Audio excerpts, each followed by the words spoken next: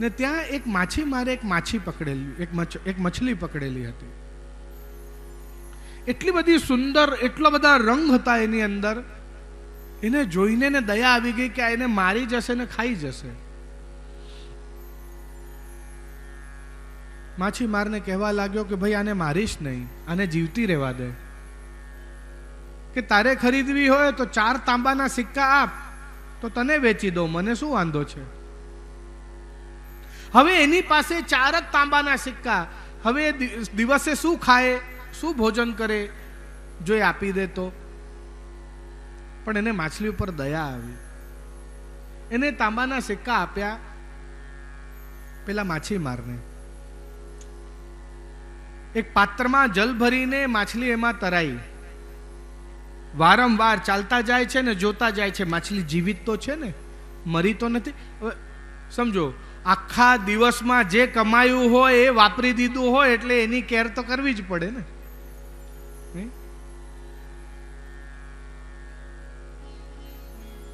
શું કર્યું? આ ધર્મ કર્યો. માનવ આટલી મહેનત કર્યા પછી પણ સુખી કેમ નથી? પ્રશ્ન આ છે. પ્રશ્ન આપને યાદ અપાઈ દઉં ફરી.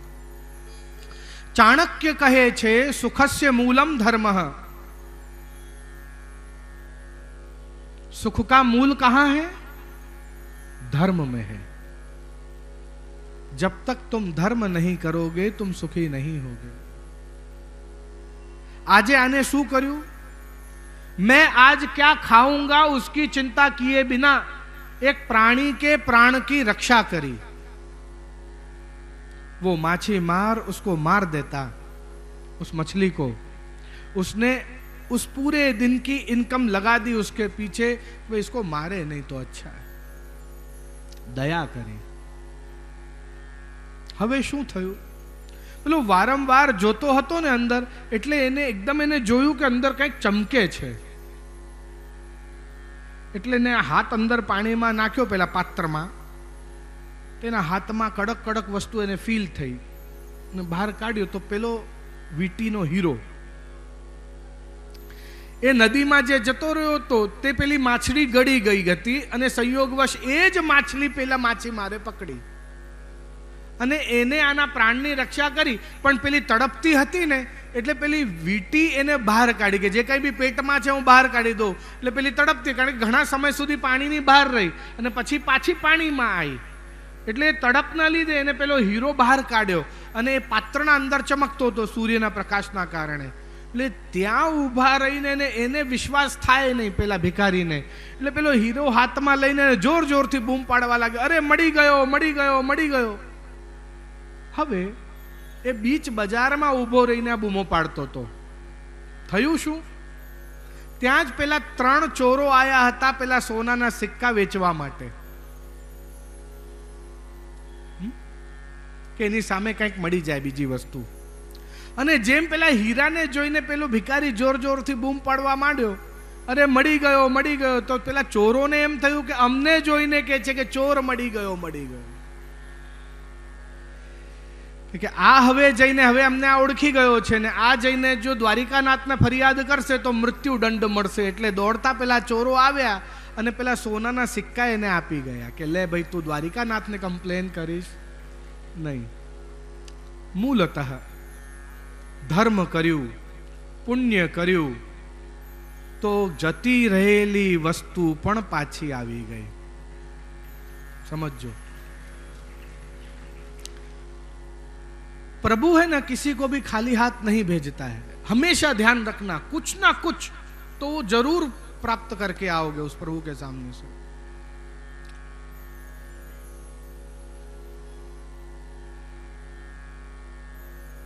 एक ग्रोसरी स्टोर ની એક શોપ કોઈની, ગ્રોસરી સ્ટોર કોઈનો, કન્વીનિયન્ટ સ્ટોર, કિરાણાની દુકાન આપણા શબ્દોમાં. અને એમાં સામાન પાછું ભરવાનું હતું, રિસ્ટોર કરવાનો હતો. તો એને ઓર્ડર કર્યો, બધો લખાવી દીધો એજન્સીઓને, ભાઈ આ વસ્તુ આ વસ્તુ આ વસ્તુ આ વસ્તુ મારે સ્ટોર કરવાની છે પાછી. હવે પેલું માલ આવવામાં મોડું થયું ને અહીંયા એને એક્સ્ટ્રા મજૂર રાખી લીધા હતા ટ્રક ખાલી કરીને અને દુકાનમાં ભરવા માટે કે ભાઈ એક્સ્ટ્રા માણસ હોય તો કામ લાગે, મને મદદ થાય, કે તને 300 રૂપિયા આપીશ, તું ટ્રક ખાલી કરીને ને મારા દુકાનમાં ભરી આપજે. કે સવારની બપોરની રાત થઈ ગઈ ને ટ્રક આવ્યો નહીં, એને મોડું થઈ ગયું. એટલે પેલો જે લેબર જે હતો એને પૈસા માગ્યા. એટલે શેઠે કહ્યું, ભાઈ પૈસા શાના? તે કામ તો કંઈ કર્યું નથી. પેલા લેબરે કહ્યું કે શેઠજી આપે કહ્યું કે અહીંયા બેઠો રહે, હવે ટ્રક આવશે, હું તો બીજે કામ શોધત, મારા 2 સમાના રોટલા કમાવત, પણ આપે કહ્યું બેસ્યા રહો એટલે હું બેસો રહ્યો, એટલે તમારે મને પૈસા તો આપવા જ પડશે. છેવટે 300 નહીં પણ 200 તો લઈને જ નીકળ્યો પેલો. બિલકુલ એ જ પ્રમાણે वल्लभाचार्य कहूँ सेवा करते गुरु राज्ञा, भाई सेवा करो, कोई बात नहीं, सेवा नहीं हो पाती, फिर भी खाली काम नहीं किया ना, मजूर ने काम नहीं किया, कोई बात, सेवा नहीं की, कोई बात नहीं, उस प्रभु के सामने रोज थोड़ी देर खाली बैठे रहो. अगर बैठे भी रहोगे तो भी 300 नहीं पर 200 तो लेकर ही आओगे. वो प्रभु किसी को भी खाली हाथ नहीं भेजता है. धर्म करो, पुण्य करो, सदकार्य करो, ये प्रभु पाछू आपे ज, एमां कोई संशय नहीं. हमणां ज कथाना प्रथम ज दिवसे उदाहरण मळ्युं छे मने तो, पण नाम कोईने कहेवुं नथी, पण प्रभु एने जेटलुं गयुं तुं पाछुं आपी दीधुं. कृपा छे. एटले क्यारे पण अविश्वासो न कर्तव्य. उस प्रभु में अविश्वास करो नहीं कभी भी. 6ठा अध्याय में प्रवेश करता वर्णन मळे छे. पूछी रह्या छे कि भाई भगवाने आ सृष्टिनी रचना केम करी. एकोहम बहुश्याम विजायेम, एक ही है भगवान, दृष्टा है पर दृश्य नहीं है, इसलिए भगवान ने ये पूरी सृष्टि की रचना, जगन नाटक वैभव, ये पूरा वैभव रचा. 7मा अध्याय में पूछी रह्या छे कि भगवान जारे निर्गुण छे तो एमने सगुण लीला शू काम करी. विदुरजी पूछे छे मैत्रेयजी ने. कही रह्या छे कि अतः त्रिविध जीवेषु त्रिविधा भगवत कृति. अरे जीव तो त्रिविध है ना, त्रिगुणात्मक है. जीव तो निर्गुण बन नहीं सकता, भगवान ही निर्गुण है. तो भगवान जीव के लेवल पर आकर सगुण लीला करनी. क्यों? क्योंकि वहां पर एक आत्मीयता बन पाए, अपनापन लगे. इसलिए ग्वाल बालों के साथ ग्वाल बाल जैसे हो गए भगवान. जो एक वखतनी वात छे, आगळ आवशे प्रसंग. परम दिवसे घुटुरुन लीलानो ढीचणिया भरता होय भगवान, એટલે सूरदासजी एक दिवसे दर्शन कर्या. ठाकुरजी उमरा ने घुटरून चालता चालता उमरा पर अटवाई गया छे ने उमरा ने ओलंगी सकता नहीं. सूरदासजीए कह્યું कि वह बल कहाँ गयो जो हिरण्यकश्यपु उधार्यो. वह बल कहाँ गयो? आज उमरा पर बेसी रे हिरण्यकश्यपु ने फाड़ी नाख्या था आपे ने हवे आ उमरो ज नथी ओळंगा तो आपनाथी. तेरे भगवान ने कहूं कि अरे सूरदास, जो मुझे जैसे भजता है मैं उसके लिए ऐसा बन जाता हूं. वो मैया मुझे छोटा बालक निर्बल बालक मानती है तो मैं उसके लिए निर्बल बालक हूं. वो ग्वाल बाल मुझे अपना मित्र मानते हैं तो उसके लिए गिरिराज उठा लूंगा उसकी रक्षा के लिए. और गोपियां मुझे पति मानती हैं तो उनके लिए मैं रास करूंगा. भले ही 7 वर्ष का हूं तो क्या, यूं 7 वर्ष का बालक ये सब नहीं कर सकता, पर मैंने तो गिरिराज भी उठाया और रास भी किया. जो मुझे जैसे भजता है मैं उसके लिए ऐसा ही हो जाता हूं. क्योंकि जीव त्रिविध है, वो निर्गुण नहीं है, वो ऊंचा नहीं उठ सकता मेरी कृपा के बिना, तो मैं तो उसके लेवल पर आ सकता हूं ना. इसलिए अतः त्रिविध जीवेषु त्रिविधा भगवत कृति. भगवान ने त्रिविध जीवों के लिए त्रिविध लीला की.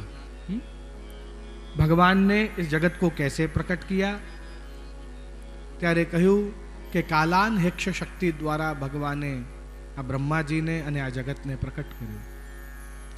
પછી 9મા અધ્યાયમાં બ્રહ્માજીએ તપ કરીને ભગવાનના દર્શન પ્રાપ્ત કર્યા, ભગવાન પાસેથી સૃષ્ટિની રચનાનો આદેશ લીધો.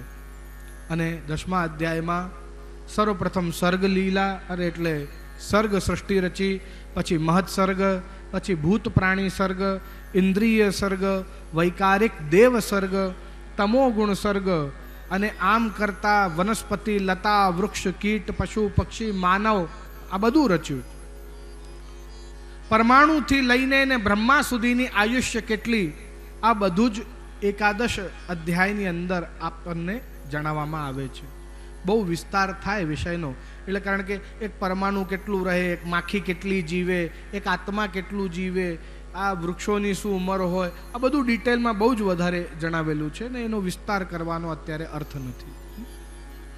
અહીંયા 12મા અધ્યાયમાં પ્રવેશ કરીને બ્રહ્માજીએ નરક લોક પણ રચ્યા છે. કારણ કે ક્રોધ, કામ, મદ, મત્સરની રચના કરી, એટલે એના કારણે જે પાપીઓ પાપ કરે તો એના માટે એક અલગ લોક પણ જોઈએ કે જ્યાં એમને સજા આપવામાં આવે. ને એટલે તામિસ્ત્ર, અંધ તામિસ્ત્ર, રૌરવ, મહારૌરવ, કુંભીપાક, કાલસૂત્ર, આમ કરીને શુકરમુખ, અંધકૂપ, કૃમિભોજન, આમ કરીને 28 નર્ક લોકોનું વર્ણન કર્યું. મોહ, મહામોહ આદિ 5 પ્રકારના અજ્ઞાન પણ રચ્યા. પછી બ્રહ્માજીને થયું કે આ હું કેવી સૃષ્ટિ રચું છું. પછી તપ કરીને પોતાના મનને પવિત્ર કર્યા. પવિત્ર મનથી એમને 4 ઋષિ, સનક આદિ ઋષિઓની રચના કરી. એમને કહ્યું કે હવે તમે સૃષ્ટિની રચના આગળ વધારો. ત્યારે સનકાદિ ઋષિએ ના પાડી. ત્યારે ક્રોધિત થયા, અરે હું આટલી બધી મહેનત કરી, તપ કરીને ને તમારું સર્જન કરું છું, અને તમે મારી આજ્ઞાનું પાલન કરવા માટે ના પાડી દો છો. જો તમારે આ સૃષ્ટિની રચના આગળ વધારવી જ ના હોય તો તમારે યુવાન થવાની શું જરૂર છે? તમે બટુક બ્રાહ્મણ જ રહેશો, સદા એક નાના બાળક જ રહેશો. અને ત્યારે આવું શ્રાપ આપ્યું. ક્રોધમાં એમને રુદ્રની રચના કરી. એ રુદ્રને પણ 11 સ્ત્રીઓ આપી અને એમને કહ્યું કે તમે સૃષ્ટિની રચના કરો. ત્યારે રુદ્રે ભૂત, પ્રેત, પિશાચ આવા બધા રચનાઓ કરવાનું શરૂ કર્યું. બ્રહ્માજીને તો થયું કે લે આવી કોઈ રચના હોય, કઈ સારી રચના કરો. ત્યારે રુદ્ર માને નહીં. પછી બ્રહ્માજી તપ કરીને ભગવાનને પ્રકટ કર્યા. ભગવાનને વિનંતી કરી, પ્રભુ આપ રુદ્રને સમજાવો. ત્યારે ભગવાને રુદ્રને સમજાવ્યા. ત્યારે એ વૈષ્ણવ થયા ને શિવ બન્યા. વૈષ્ણવા નામ ઉત્તમમ શિવમ, વૈષ્ણવમાં ઉત્તમ થયા શિવ, એ ભક્ત થયા ભગવાનમાં. એમને આ સૃષ્ટિની રચના કરવાનું બંધ કર્યું. પછી બ્રહ્માજીએ ફરી તપ કરીને મનને પવિત્ર કરીને પછી 11 ઋષિને રચ્યા. એમાંથી નારદને પોતાના ગોદમાંથી ઉત્પન્ન કર્યા, દક્ષને હાથના અંગૂઠામાંથી ઉત્પન્ન કર્યા, વશિષ્ઠને પ્રાણમાંથી, ભૃગુને ચર્મમાંથી, કૃતુને હસ્તમાંથી, પુલહને નાભીમાંથી, પુલસ્થને કર્ણમાંથી, અંગીરાને મુખમાંથી, અત્રિને નેત્રમાંથી, મરીચીને મનમાંથી ને કરદમને પોતાના છાયામાંથી પ્રકટ કર્યા. પછી ખૂબ આનંદિત એમનો હૃદય હતો એટલે પોતાની સૌથી સુંદર રચના કરીને સરસ્વતી રચી. એ સરસ્વતી એટલી સુંદર કે બ્રહ્માજીને એની જોડે લગ્ન કરવાનું મન થયું. સરસ્વતીએ શ્રાપ આપ્યો, હું તમારી દીકરી થઉં, તમે મને ઉત્પન્ન કર્યા ને તમે મારી જોડે પરણવા માંગો છો? આ તો બહુ ખરાબ વાત કહેવાય. હે બ્રહ્મા, તમને કોઈ સન્માન નહીં કરે. તમારું માત્ર એક જગ્યાએ જ્યાંથી તમારી ઉત્પત્તિ થઈ તે સિવાય, પુષ્કર સિવાય તમારું કોઈ જગ્યાએ મંદિર નહીં હોય. યજ્ઞમાં પણ તમને સ્થાન નહીં મળે. કોઈ જગ્યાએ તમને કોઈ ભજે નહીં, પૂજે નહીં. કારણ કે તમે તમારી દીકરી જોડે પરણવાની ઈચ્છા રાખી છે. એ ખરાબ ઈચ્છા આવી પ્રકટ કરી છે. આ 11 ઋષિઓ પણ જે હમણાં ઉત્પન્ન કરેલા હતા એ પણ ત્યાં ઊભા હતા. એમને પણ આ વાતની નિંદા કરીને બ્રહ્માને સમજાવ્યા કે આવો વિચાર મનમાં લાવો એ કંઈ સાચી વાત નથી, એ બરાબર વાત નથી. બ્રહ્માજીને મનમાં દુઃખ થયું, પશ્ચાતાપ થયો. મનને પવિત્ર કરી તપ કરી પછી 4 વેદ રચ્યા, શિલ્પશાસ્ત્ર રચ્યો, 7 સ્વરો રચ્યા, અક્ષરો રચ્યા, ધર્મ રચ્યું. તેની સાથે સાથે અધર્મ પણ રચ્યું, મૃત્યુ પણ રચી, સમય પણ રચ્યો, કામ પણ રચ્યો, ક્રોધ પણ રચ્યો, લોભ પણ રચ્યો, મોહ પણ રચ્યો, મદ પણ રચ્યો. આ બધું રચ્યું. જો કોઈ પણ સરસ મજાની મિક્સ વેજ સબ્જી બનાવો ને, એમાં બધા જ મસાલા જોઈએ. શું ભરી ભરીને ગળ્યું જ નાખો, બધું સારું સારું જ કરો તો મજા ના આવે, સ્વાદ ના આવે. એમાં થોડા મિર્ચ भी चाहिए, थोड़ी लविंग भी चाहिए, थोड़ी जावित्री भी चाहिए, हाँ, થોડી કાળી મરી બી, બધું જ જોઈએ. સમજો, બધા મસાલા હોય તો જ એમાં સ્વાદ આવે, તો જ એમાં આનંદ આવે, है ना. बिल्कुल उसी प्रकार से यहाँ पर किसी को शांत बनाया तो किसी को क्रोधी बनाया, किसी को धीरज वाला बनाया तो किसी को चंचल, है ना. અને માત્ર માનવમાં જ નહીં, દેવતાઓમાં પણ આવું છે. હવે લક્ષ્મી જુઓ, એ ચંચલ છે, એ સ્થિર નથી. સ્થિર એક જ જગ્યાએ છે, વિષ્ણુ પાસે, બાકી બધાની પાસે ચંચલ છે. નહીં કહ્યું કે મારી પાસે સ્થિર લક્ષ્મી છે, કોઈ ના કહી શકે. ભગવાન શ્રી હરિ સિવાય કોઈની પાસે સ્થિર લક્ષ્મી નથી. આતી है जाती है, वो अलग बात है, उसी के पास स्थिर लक्ष्मी है. એટલે આ બધી રચના કરી પછી મન થયું કે હવે માનવની રચના કરું. એટલે મનુ અને શતરૂપા આ કપલને જન્મ્યા અને કહ્યું કે હવે તમે આગળ પૃથ્વી ઉપર જઈને અને સૃષ્ટિની રચના કરો. ત્યારે મનુએ કહ્યું કે પૃથ્વી ઉપર કેવી રીતે કરું? પૃથ્વી તો રસાતલમાં ડૂબી છે, એવું 13મા અધ્યાયમાં વર્ણન મળ્યું. તો રસાતલમાં કોણ લઈ ગયું એ પૃથ્વીને?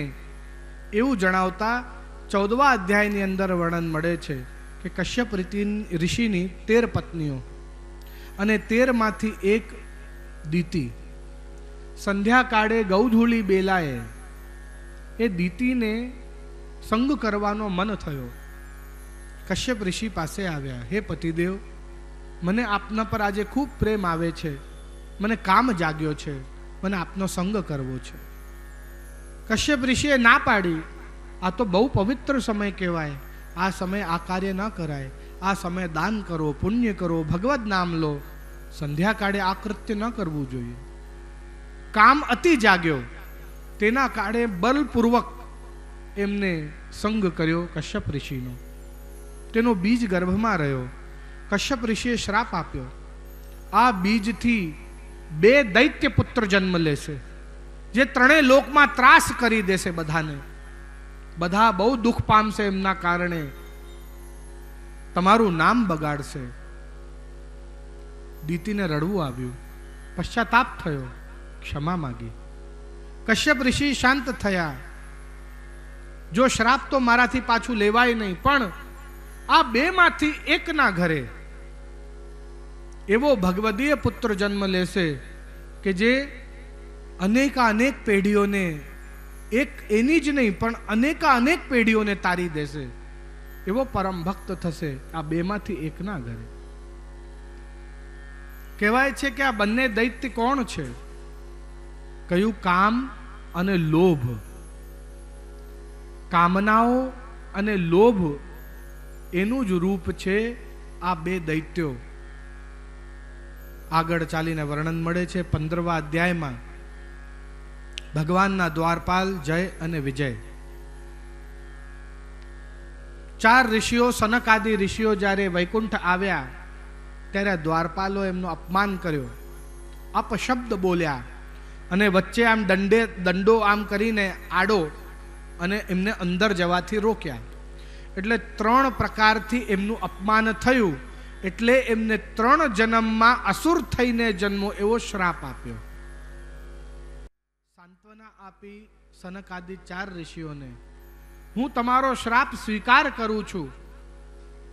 મારા ભક્તોને જો મારી પોતાની બાહુ પણ અનાદર કરે તો હું મારી પોતાની બાહુ કાપી દેવા તૈયાર છું. એવા શબ્દો કહી ભગવાને સન્માન આપ્યો સનકાદિ ઋષિઓને. પહેલા જન્મમાં હિરણ્યાક્ષ હિરણ્યકશ્યપુ, બીજા જન્મમાં રાવણ અને કુંભકર્ણ, અને ત્રીજા જન્મમાં દંતવક્ર અને શિશુપાલ.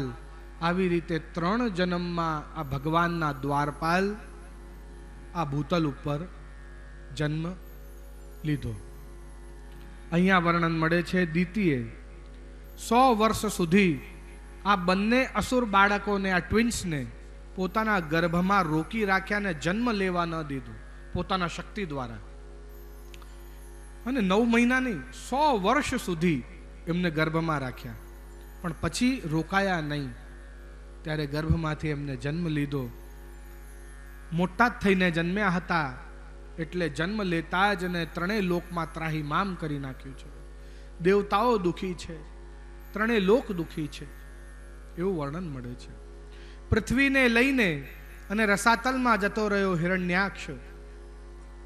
બ્રહ્માજીને જ્યારે આ વાત કરી મનુ ભગવાને કે હે પિતા, હે બ્રહ્મા, આપ અમને પૃથ્વી પર જઈને ને સૃષ્ટિની રચના કરવાનું તો કહો છો, પણ પૃથ્વી તો હિરણ્યાક્ષ લઈને જતો રહ્યો છે રસાતલમાં. આનાથી શું સમજવા મળે છે? આ કશ્યપ, દીતિ, અદિતિ આ બધા પૃથ્વી ઉપર નહોતા. આ પૃથ્વીના ઋષિ મુનિ હતા જ નહીં.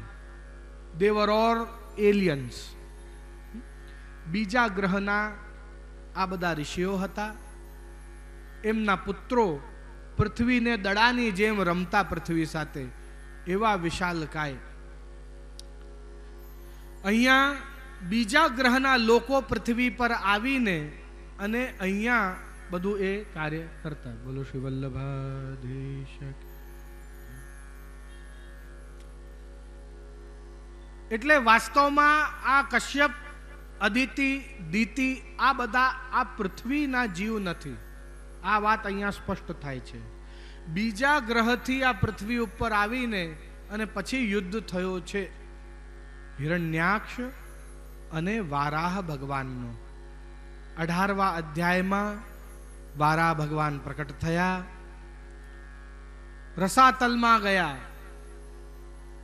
હિરણ્યાક્ષને કહ્યું પૃથ્વીને મુક્ત કર. મસ્ખરી ઉડાવે છે એ વારા ભગવાનની. ત્યારે વારા ભગવાને યુદ્ધ કર્યો. મુષ્ટિકાના પ્રહાર દ્વારા અભિજીત મુહૂર્તમાં હિરણ્યાક્ષનો વધ કર્યો. અભિજીત મુહૂર્ત જે છે એ બપોરે જ્યારે સૂર્ય એકદમ મધ્યમાં હોય ત્યારે આવતો હોય છે. અભિજીત મુહૂર્તમાં રામચંદ્રજીનું જન્મ પણ બતાવ્યું છે. અભિજીત મુહૂર્તમાં આ પહેલો અસુર આ હિરણ્યાક્ષનો વધ પણ બતાવ્યો છે. એટલે અભિજીત મુહૂર્ત બહુ પવિત્ર સમયે, જો દિવસમાં કોઈ પણ આપણને પવિત્ર કાર્ય કરવું હોય અને કોઈ સારો મુહૂર્ત ના મળતો હોય તો નાના મોટા કામ, બહુ મોટું કામ તો ન કરાય, પણ કોઈ નાના હરખા એવા કામ હોય એ અભિજીત મુહૂર્તમાં પણ આપ કરી શકો છો. એના માટે બીજો કોઈ મુહૂર્ત જોવો ના પડે. મોટા ભાગે સૂર્યોદય પ્રમાણે મોટા ભાગે 12:15, 12:30, 12:30 એની આસપાસનો જ 1 કલાકનો મુહૂર્ત, અપ્રોક્સિમેટલી 1 કલાકનો મુહૂર્ત આવતો હોય છે. એક્ઝેક્ટ 1 કલાક નહીં, પણ બપોરે 12 વાગ્યાની આસપાસનું, જ્યારે સૂર્ય મધ્યમાં હોય બિલકુલ, ત્યારે એ મુહૂર્ત આવતો હોય છે અને અભિજીત મુહૂર્ત કહેવાય છે. પોતાના શરીર જે રસાતલના પાણીથી, રસથી એ શરીર જે ભીંજાયેલો હતો એ પોતાના કેશ બધા એમને ઝટક્યા અને એના પાણીના છીટા જ્યાં પડ્યા ત્યાંથી જ પવિત્ર દુર્વા, જે પૂજનમાં આપણે વાપરીએ છીએ ઘાસ, જે એક જ ડાળમાંથી 3 નીકળે એને દુર્વા કહેવાય. અને એ દુર્વા જ્યાંથી ઉગી એ ત્યાં પાણીના છીટા, વારા ભગવાનના શ્રીઅંગના પાણીના છીટા પડ્યા, એવું વર્ણન મળે છે. પૃથ્વી હવે સુરક્ષિત છે, યથાસ્થાન પધરાવી છે. હવે બ્રહ્માજી આજ્ઞા કરી છે કે તમે પૃથ્વી ઉપર સૃષ્ટિની રચના કરો. મનુ અને શત્રુપાએ પૃથ્વી ઉપર સૃષ્ટિની રચના કરવાનો પ્રારંભ કર્યું છે. બ્રહ્માજીએ કરદમ ઋષિ સરસ્વતી નદીના તટ ઉપર એમને કહ્યું છે કે આજ તમે તપ કરવાનું શરૂ કરો. શ્યામ સુંદર શ્રી અમને મહારાણી કી જય. તમે તપ કરવાનું શરૂ કરો. પ્રસન્ન થઈને ભગવાન પ્રકટ થશે અને તમને સૃષ્ટિનું સર્જન આગળ વધારવા માટેનું આદેશ આપશે. તપથી પ્રસન્ન થયા, ભગવાન પ્રકટ થયા. ભગવાને વરદાન આપ્યો, આજથી 3 દિવસ પછી તમારા ત્યાં મનુ અને શત્રુપા એની દીકરી દેવહૂતિને લઈને આવશે, તે તેમની જોડે તમારે લગ્ન કરવાના છે. 3 આસન પાથર્યા છે કરદમ ઋષિએ. મનુ બિરાજમાન થયા, વડીલ છે, સસરા રૂપ છે, બરાબર છે. શત્રુપા બિરાજમાન થયા, સાસુમા રૂપ છે, બરાબર છે. પણ દેવહૂતિ બેસતી નથી. કેમ? કારણ કે આ આસન પાથર્યો છે પતિએ, અને જો આ આસન ઉપર હું બેસું એટલે પતિ પાસે કામ કરાવડાયું એમ થાય, એટલે પતિનું અપમાન થાય, અનાદર થાય. જો કે આવી બધી અપેક્ષા હવે રાખતા નહીં પતિ પાસેથી.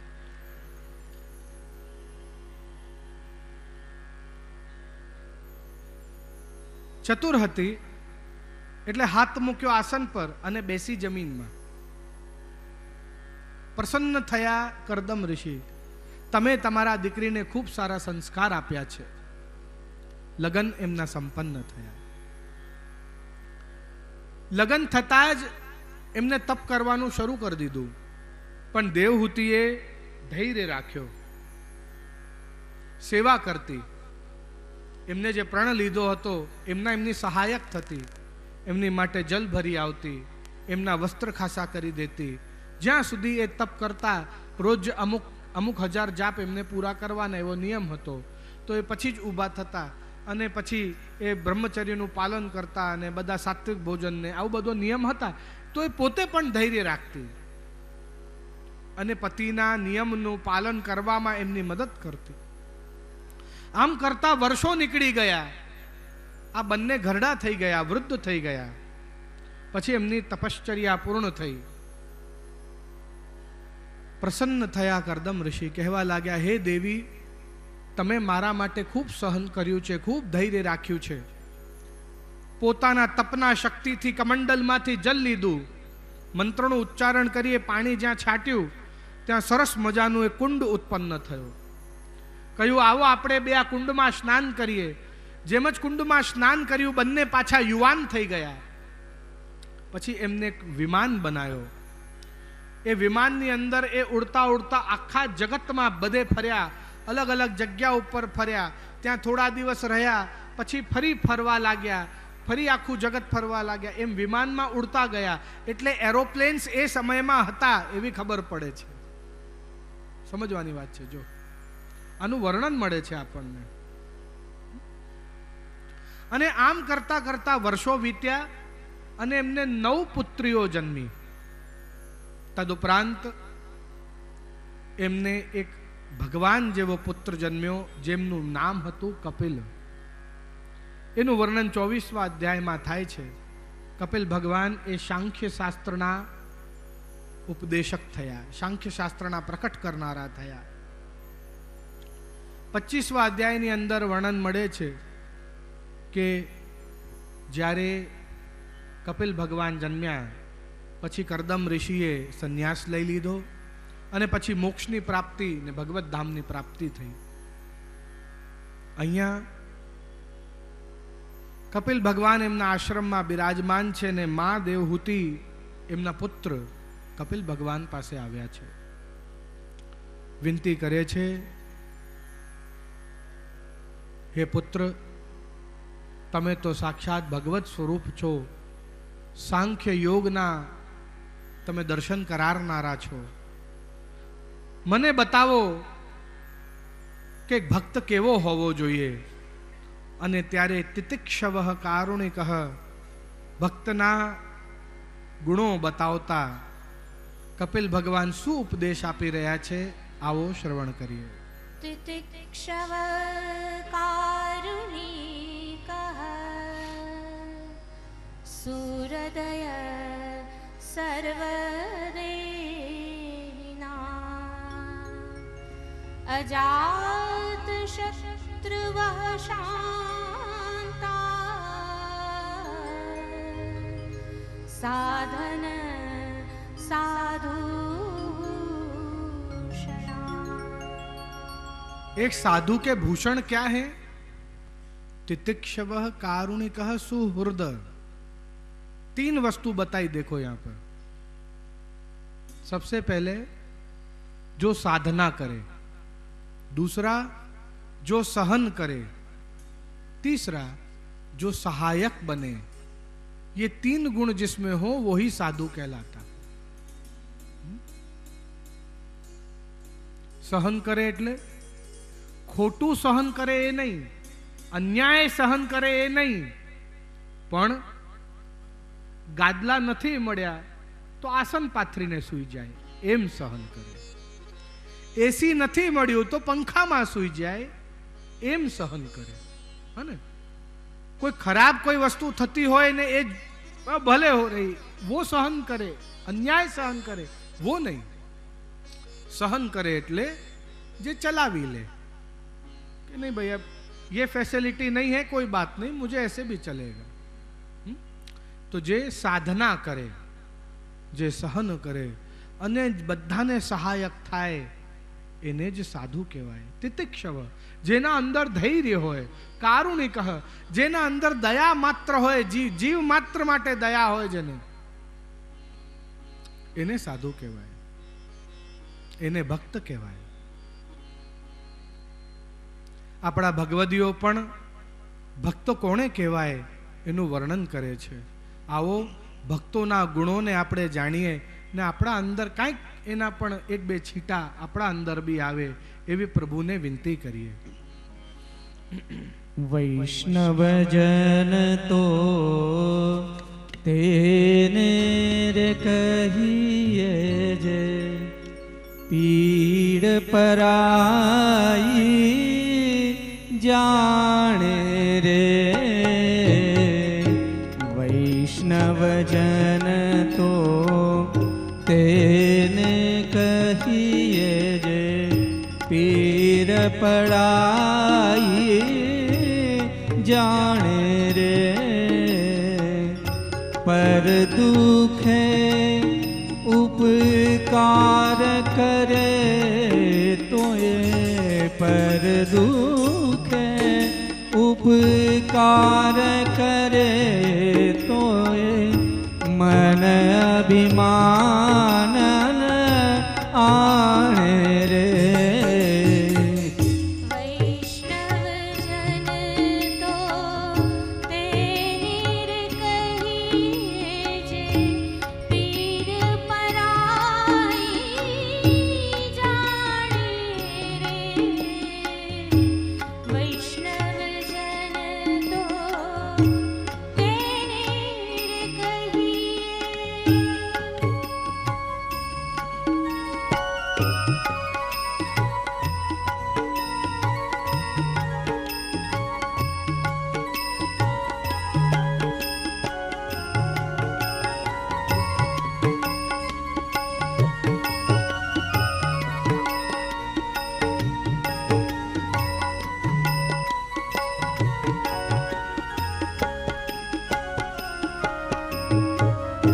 सकड़ लोक मां सहुने वंदे,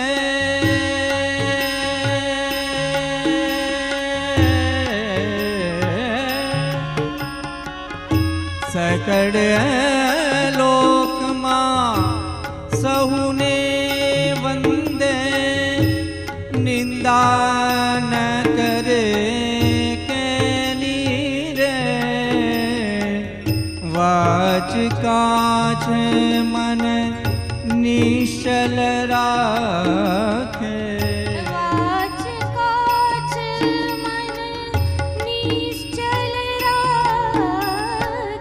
धन धन जननी तेनी रे। वैष्णव जन तो तेने रे कहिए जे पीर पराई जाने रे। वैष्णव जन तो तेने कहिए।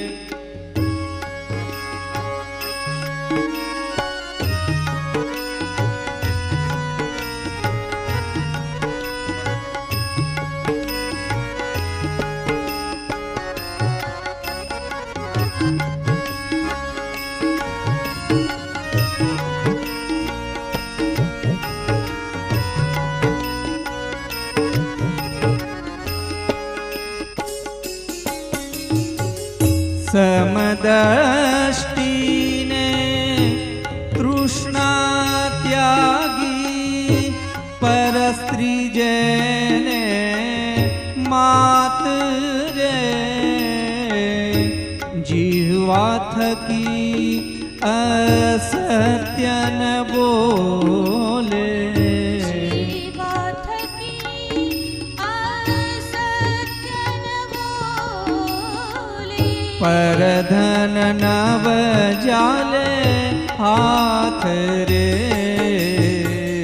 વૈષ્ણવજન તો તેને કહીએ જે પીર પરાઈ જાણે રે. વૈષ્ણવજન તો તેને કહીએ. મોહ માયા વ્યાપે નહીં જેને દ્રઢ વૈરાગ્ય જેના મન મારે રામ નામ શું તાળી રે લાગી રામ નામ શું તાળી રે લાગી. સકળ તીરથ તેના તન મારે વૈષ્ણવજન તો તેને કહીએ જે પીર પરાઈ જાણે રે વૈષ્ણવજન તો તેને કહીએ.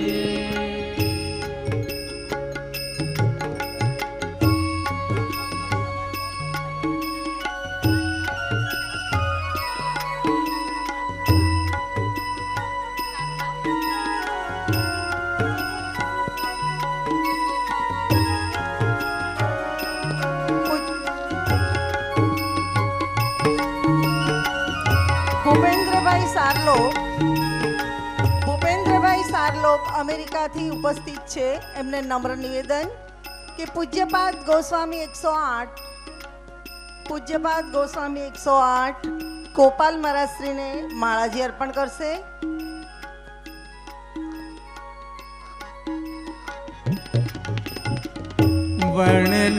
વર્ણલોભીને કપટ રહિત છે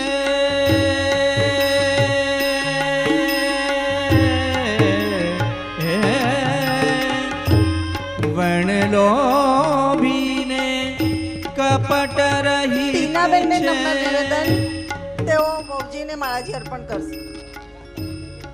વર્ણલોભીને કપટ રહિત છે કામ ક્રોધ નિવાર્યા રે ભણે નરસૈયો તેનું દર્શન કરતા ભણે નરસૈયો જેનું દર્શન કરતા. ભણે નરસૈયો તેનું દર્શન કરતા ભણે નરસૈયો તેનું દર્શન કરતા.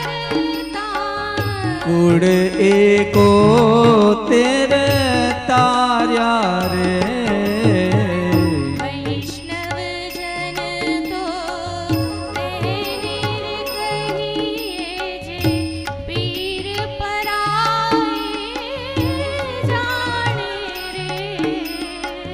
પર દુખે ઉપકાર કરે તોય હર દુખે ઉપકાર કરે તોય મન અભિમાન ન આવે રે વૈષ્ણવજન તો તેને કહીએ જે પીર પરાઈ જાણે રે.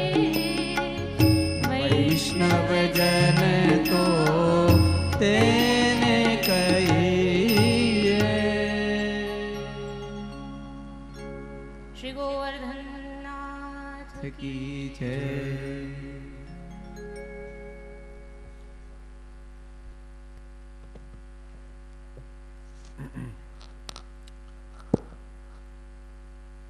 પ્રશ્ન કરી રહ્યા છે, આ જગતની ઉત્પત્તિનું ભેદ બતાવો. જ્યારે 26વા અધ્યાયની અંદર વર્ણન મળે છે, ભગવાન એક જ છે. સ એક એવાસીત એકાકી ન રમતે દ્વિતીય મૈચ્છત. અને આમ આખા જગતની રચના થઈ. 27વા અધ્યાયની અંદર ભલે સાંખ્ય ને પ્રકટ કરનારા છે કપિલ ભગવાન, પણ એ પણ 27વા અધ્યાયમાં એવું કે છે ભક્તિ યોગ દ્વારા જો ભગવાન પ્રાપ્ત થાય ને તો એનાથી સારું બીજું કંઈ નહીં. सांख्य वाले योग वाले होते हुए भी भक्ति को ही प्रधानता दे रहे हैं. देखो આગળ 28વા અધ્યાયમાં સબીજ યોગ અને અષ્ટાંગ યોગ એનો પ્રકાર બતાવ્યો. પૂરક પ્રાણાયામ બ્રહ્મા, કુંભક પ્રાણાયામ વિષ્ણુ અને રેચક પ્રાણાયામ શિવ માટે. આમ કરીને 3 પ્રકારના પ્રાણાયામ બતાવ્યા. યમ, નિયમ, આસન, પ્રાણાયામ, પ્રત્યાહાર, ધ્યાન, ધારણા અને સમાધિ, આ 8 અંગ અષ્ટાંગ યોગ બતાવ્યો. 29વા અધ્યાયમાં સાલોક્ય, સારૂપ્ય, સાયુજ્ય અને સામીપ્ય, આ 4 પ્રકારના મોક્ષનું વર્ણન કર્યું. 30વા અધ્યાયની અંદર જેની કામનાઓનો અંત નથી એની અધોગતિ થાય છે એવો ઉપદેશ આપી રહ્યા છે કપિલ ભગવાન એમની મા દેવહૂતિને. 31વા અધ્યાયની અંદર આજે આપણે જે સોનોગ્રાફીથી જોઈએ છે કે માના ગર્ભમાં બાળક કેટલું ડેવલપ થયું એ વર્ણન આખું, 9 મહિનામાં કયા મહિનામાં બાળક ગર્ભની અંદર કેવું ડેવલપ થાય છે એ બધું વર્ણન આ હજારો વર્ષો પહેલા અહીંયા કપિલ ભગવાન આની અંદર કરી દીધું છે. તેની સાથે સાથે 32વા અધ્યાયની અંદર સાત્વિક ધર્મો અને સદગતિ, જેના અંદર સાત્વિક વિચાર, સાત્વિક કર્મ, સાત્વિક ધર્મ હોય એની સદગતિ થાય એવું વર્ણન કરી રહ્યા છે. 33વા અધ્યાયની અંદર આ બધો જ બોધ પ્રાપ્ત કરી યોગ દ્વારા, ષટચક્ર ભેદન દ્વારા મા દેવહૂતિ દેહ ત્યાગ કર્યો. વૈકુંઠમાં એમની આત્મા પ્રવેશી ત્યારે અશ્રુપાત થયો છે કપિલ ભગવાનને. ત્યાં એમના અશ્રુઓનું સરોવર ભરાયું, જેને બિંદુ સરોવર કહેવામાં આવ્યું. કહેવાય છે કે આજે પણ માતૃકા શ્રાદ્ધ જે છે એ ત્યાં કરવું જોઈએ. એનાથી માને શાંતિ મળે છે, એમને મોક્ષ મળે છે. તે શ્રીમદ ભાગવત મહાપુરાણ તૃતીય સ્કંદ સંપૂર્ણ અથ ચતુર્થ સ્કંદ પ્રારંભ. આ વિસર્ગ લીલા છે, ભગવાનના વામ બાહુનું સ્વરૂપ છે. વર્ણન મળે છે મનુ અને શત્રુપાની 3 કન્યા થઈ, આકૃતિ, દેવહૂતિ અને પ્રસૂતિ. દેવહૂતિના કરદમ જોડે લગ્ન થયા એ વર્ણન આપણે જાણ્યું જ. અહીંયા આગળ એમને દીકરી થઈ જેનું નામ થયું અનસૂયા. અનસૂયાને અત્રિ જોડે લગ્ન થયા અને એમના 3 સંતાન જન્મ્યા, દત્તાત્રેય, ચંદ્રમા અને દુર્વાસા. અને આ ત્રણેયને આપણે ભલી ભાંતિથી ઓળખીએ છીએ. વર્ણન મળે છે કે આમના આગળ જે સંતાનો થયા દક્ષ રાજાના, એમની 16 કન્યાઓ થઈ અને એ 16 કન્યામાંથી 13 કન્યાઓ તો એમને ધર્મ સાથે જ વિવાહ કર્યા, જેના અંદર શ્રદ્ધા, જેને શ્રદ્ધા હોય એના જીવનમાં શુભ થાય એટલે એના બાળકનું નામ શુભ. પછી મૈત્રી, જેને ભગવાન જોડે મૈત્રી હોય એને પ્રસાદ મળે એટલે બાળકનું નામ પ્રસાદ. દયા, જે બધા પર દયા કરે એ અભય રહે, કારણ કે એને કોઈની બીક જ ના હોય, કારણ કે બધા પર દયા કરે છે એટલે બાળકનું નામ રાખ્યું અભય. શાંતિ, જેને જીવનમાં શાંતિ હોય એને સુખ મળે એટલે બાળકનું નામ સુખ રાખ્યું. તુષ્ટિ એટલે સંતુષ્ટિ, અને જે સંતોષ હોય એને મુદ એટલે આનંદો હોય, એટલે બાળકનું નામ મુદ રાખ્યું. ક્રિયા જે કર્મ કરે એને યોગ એટલે અપ્રાપ્ય અલભ્ય વસ્તુ મળે એટલે કર્મ પછી યોગ. પુષ્ટિ એટલે સ્મય, પુષ્ટિ માર્ગમાં જે હોય એને તો ગૌરવ જ થાય એટલે સ્મય એટલે ગૌરવ. પછી બુદ્ધિ, બુદ્ધિ હોય એટલે અર્થ સમજાય, બાળકનું નામ અર્થ રાખ્યું. મેધા, જેના અંદર મેધા હોય એને સ્મૃતિ યાદ શક્તિ રહે તે સંતાનનું નામ સ્મૃતિ રાખ્યું. તિતિક્ષા, જેને સહન શક્તિ હોય, એને ક્ષેમ, એને વસ્તુને સંભાળવાની શક્તિ મળે એટલે બાળકનું નામ ક્ષેમ રાખ્યું. રીમ એટલે લજ્જા, જેના અંદર લજ્જા હોય એને પ્રસય, દુષ્કર્મ કરવાથી અટકાય એટલે દીકરાનું નામ પ્રસય રાખ્યું. મૂર્તિ, મૂર્તિ તો એક જ છે નારાયણ એટલે બાળકનું નામ નારાયણ રાખ્યું. સિદ્ધિ, અને જેના અંદર સિદ્ધિ હોય એની ઉન્નતિ થાય એટલે સંતાનનું નામ ઉન્નતિ રાખ્યું. આ ધર્મની 13 પત્ની અને એની સંતાનોનું નામ છે. તેની સાથે સાથે એક દીકરી દક્ષે લગ્ન કર્યા અગ્નિ જોડે, જેનું નામ થયું સ્વાહા. એક દીકરી જેના લગ્ન કર્યા પિતૃ જોડે, પિતૃના રાજા એટલે અર્ય જોડે, જેનું નામ થયું સ્વધા. અને એક દીકરી જેના લગ્ન કર્યા શિવ જોડે, જેનું નામ થયું સતી. સતીને આપણે બધા ઓળખીએ છીએ, ભાઈ આ સતી થઈ ગઈ, આ સતી થઈ ગઈ આમ કરીને, બરાબર છે. એ સતી કેમ થઈ ગઈ, આવું કેમ કહેવાય છે, એની જ વાર્તા આપણે આગળ સાંભળવાની છે, બરાબર છે. બીજા અધ્યાયમાં પ્રવેશ કરતા વિશ્વ સત્રજ યજ્ઞ રાખ્યો છે દક્ષ રાજાએ. યજ્ઞમાં પધારવામાં મોડું થયું દક્ષ રાજાને. ત્યાં ત્રિદેવ આવી ગયા છે, બ્રહ્મા, વિષ્ણુ ને મહેશ. દક્ષના પિતા છે બ્રહ્મા, સર્વના પિતા છે વિષ્ણુ, પણ અહીંયા જમાઈ છે શિવ. અહીંયા તો જમાઈ જ છે ને, દક્ષના જમાઈ થયા એટલે એમના સસરા થયા દક્ષ, એટલે એમનાથી મોટા કહેવાય. વિષ્ણુ ઊભા ના થયા જ્યારે દક્ષ આવ્યા, કારણ કે તો સર્વના પિતા છે. બ્રહ્મા ઊભા ના થયા જ્યારે દક્ષ આવ્યા, કારણ કે દક્ષના પિતા છે, એના વડીલ કહેવાય. પણ શિવ ઊભા ના થયા. દક્ષે તો બહુ ધ્યાન નતું આપ્યું, પણ એક ભગદેવ કરીને એમનો ચમચો હતો. હા એવું હોય, वो कहते हैं ना दूध से ज्यादा तो पात्र गरम होता है. એવું કહેવાય છે, ખબર છે? પોતે જે સ્વામી જે હોય ને, બધાનો બોસ, એને એટલો તાવ ચઢેલો ના હોય, પણ એના આસપાસના હોય ને એને વધારે તાવ ચઢેલો હોય. આ એવું છે, કારણ કે એને ખબર છે કે મારો સ્વામી સમર્થ છે, બ્રહ્માનો દીકરો છે, મને કોઈ અડી શકવાનું નથી, એટલે એ વધારે ટેસ્ટમાં ફરતો હોય. આ એના જેવું છે. એટલે પેલો ભગદેવ છે ને એ જઈને દક્ષને કહેવા લાગ્યા, હે મહારાજા ધીરાજ, આવો જમાઈ કે ભર સભામાં આપનું અપમાન કરી દે, એવો જમાઈ શું કામનો? સમજો, જરાક દિવાસળી જ જોઈએ, પછી તો એવું સરસ મજાનો દારૂખાનું ફૂટે. અને ત્યાં દક્ષ રાજા જે ક્રોધિત થયા અને જે બોલતા જાય છે ભાન વિના, મારા મૃગનયની, મારી મૃગ જેવી નેત્રો વાળી મારી સુંદર પુત્રી, મેં ભૂલ કરી કે આવા વ્યાઘ્ર ચર્મ પહેરનારા આ સંન્યાસીને મેં પરણાવી દીધી. ત્યાં કૈલાસ ઉપર જઈને તપ કરતો રહે સદા સર્વદા, મારી દીકરીને કેટલું શ્રમ થાય. અરે કોઈ સારા ઘરમાં પરણાવી હોત તો મારી દીકરીને પ્રેમ આંબત ને મને સન્માન આપત.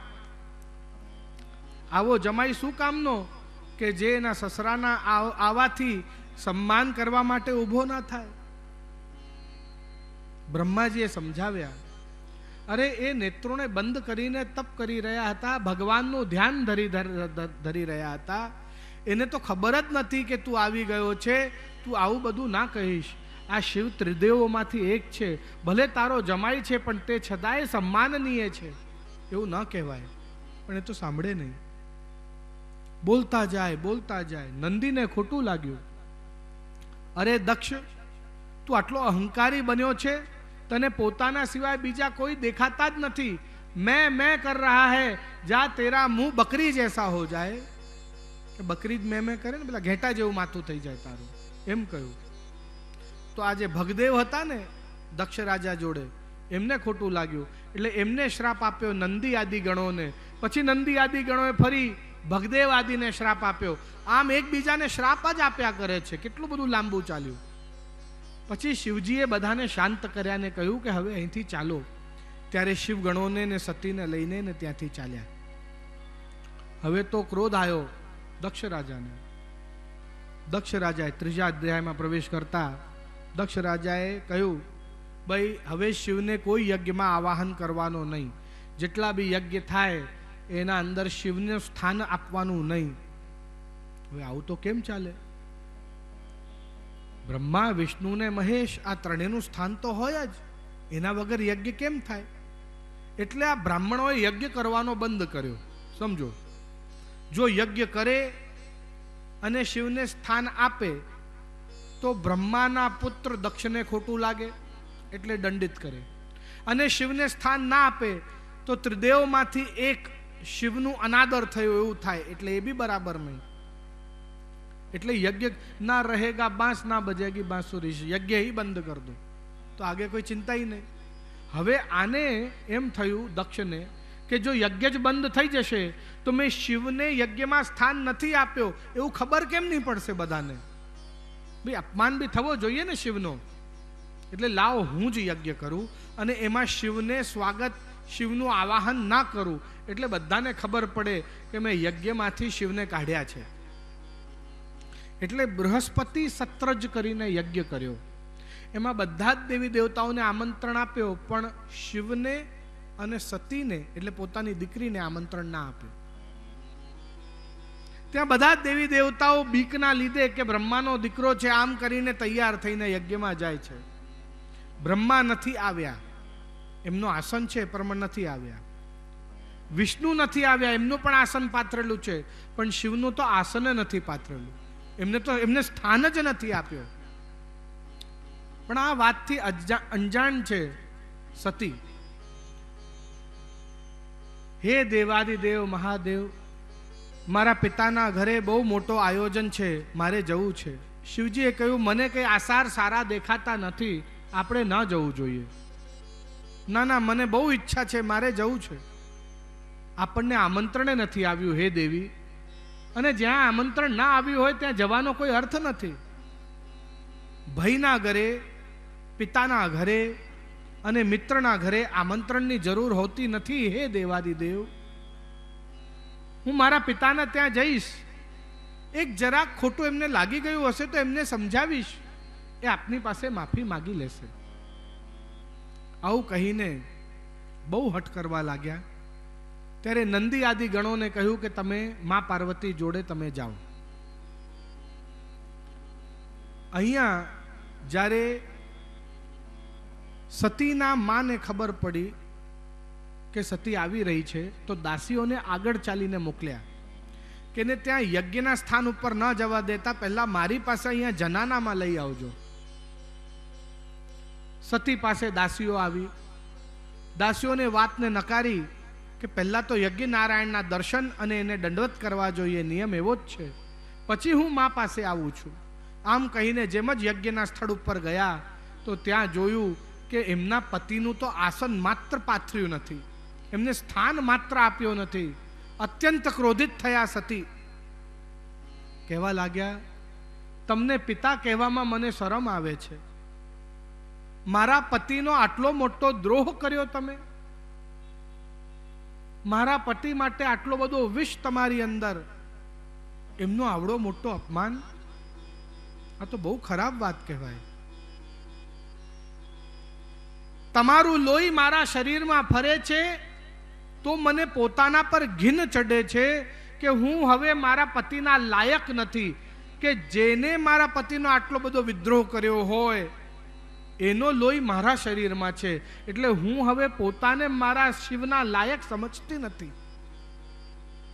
આમ કહીને જે મનમાં તાપ જાગ્યો, એ તાપ એમના શરીરમાં અગ્નિ પ્રજ્વલિત કરી અને પોતાના અગ્નિથી જ પોતે બળવા લાગ્યા અને પછી એ શરીર એ યજ્ઞની અગ્નિમાં પડી ગયો.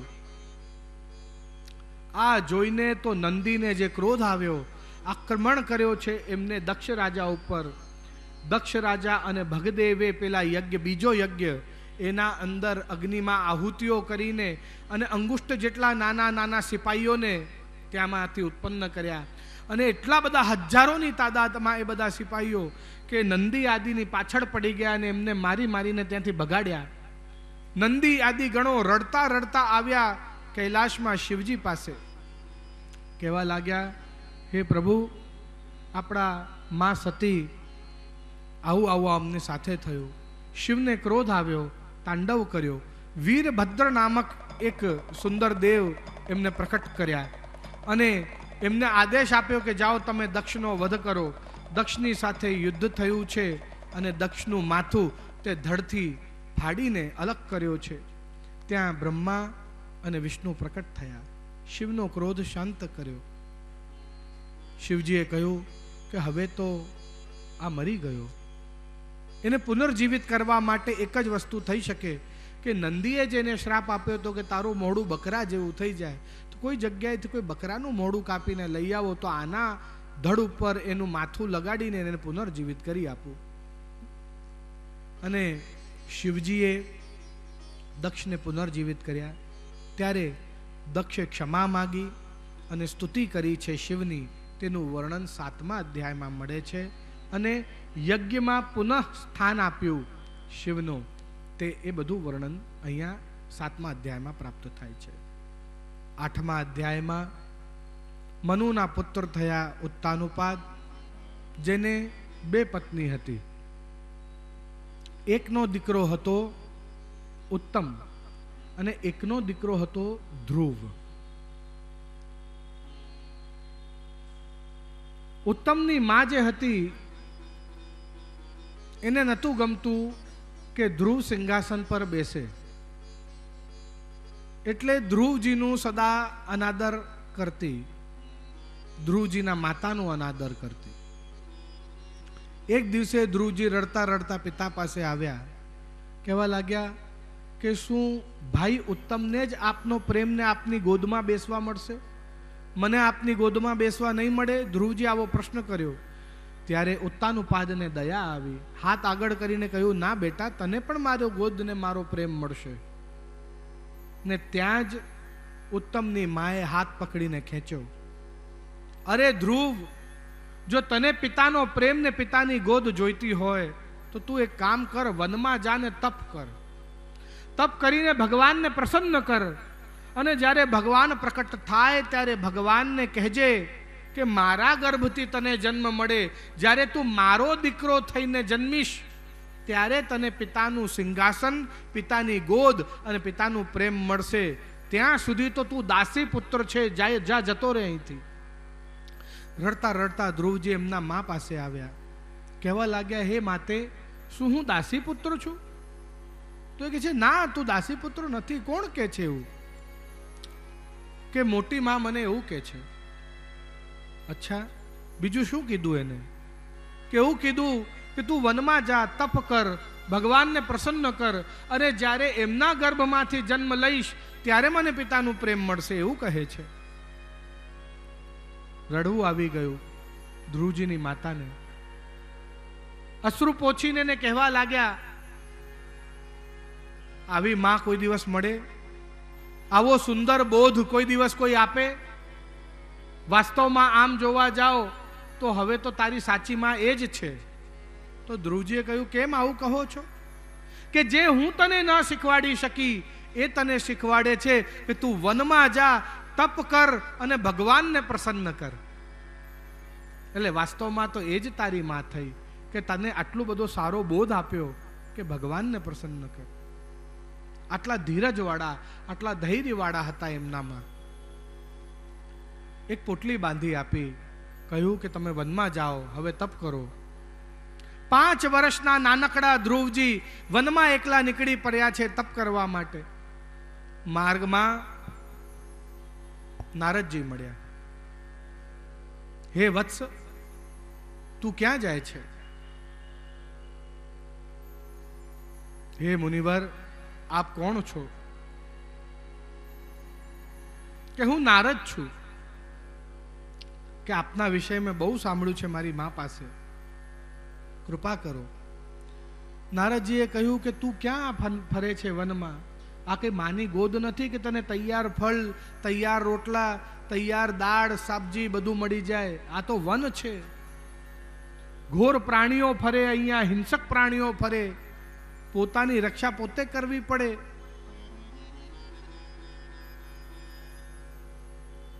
મને નથી લાગતું કે આપ નારદ છો. નારદજીએ કહ્યું કેમ?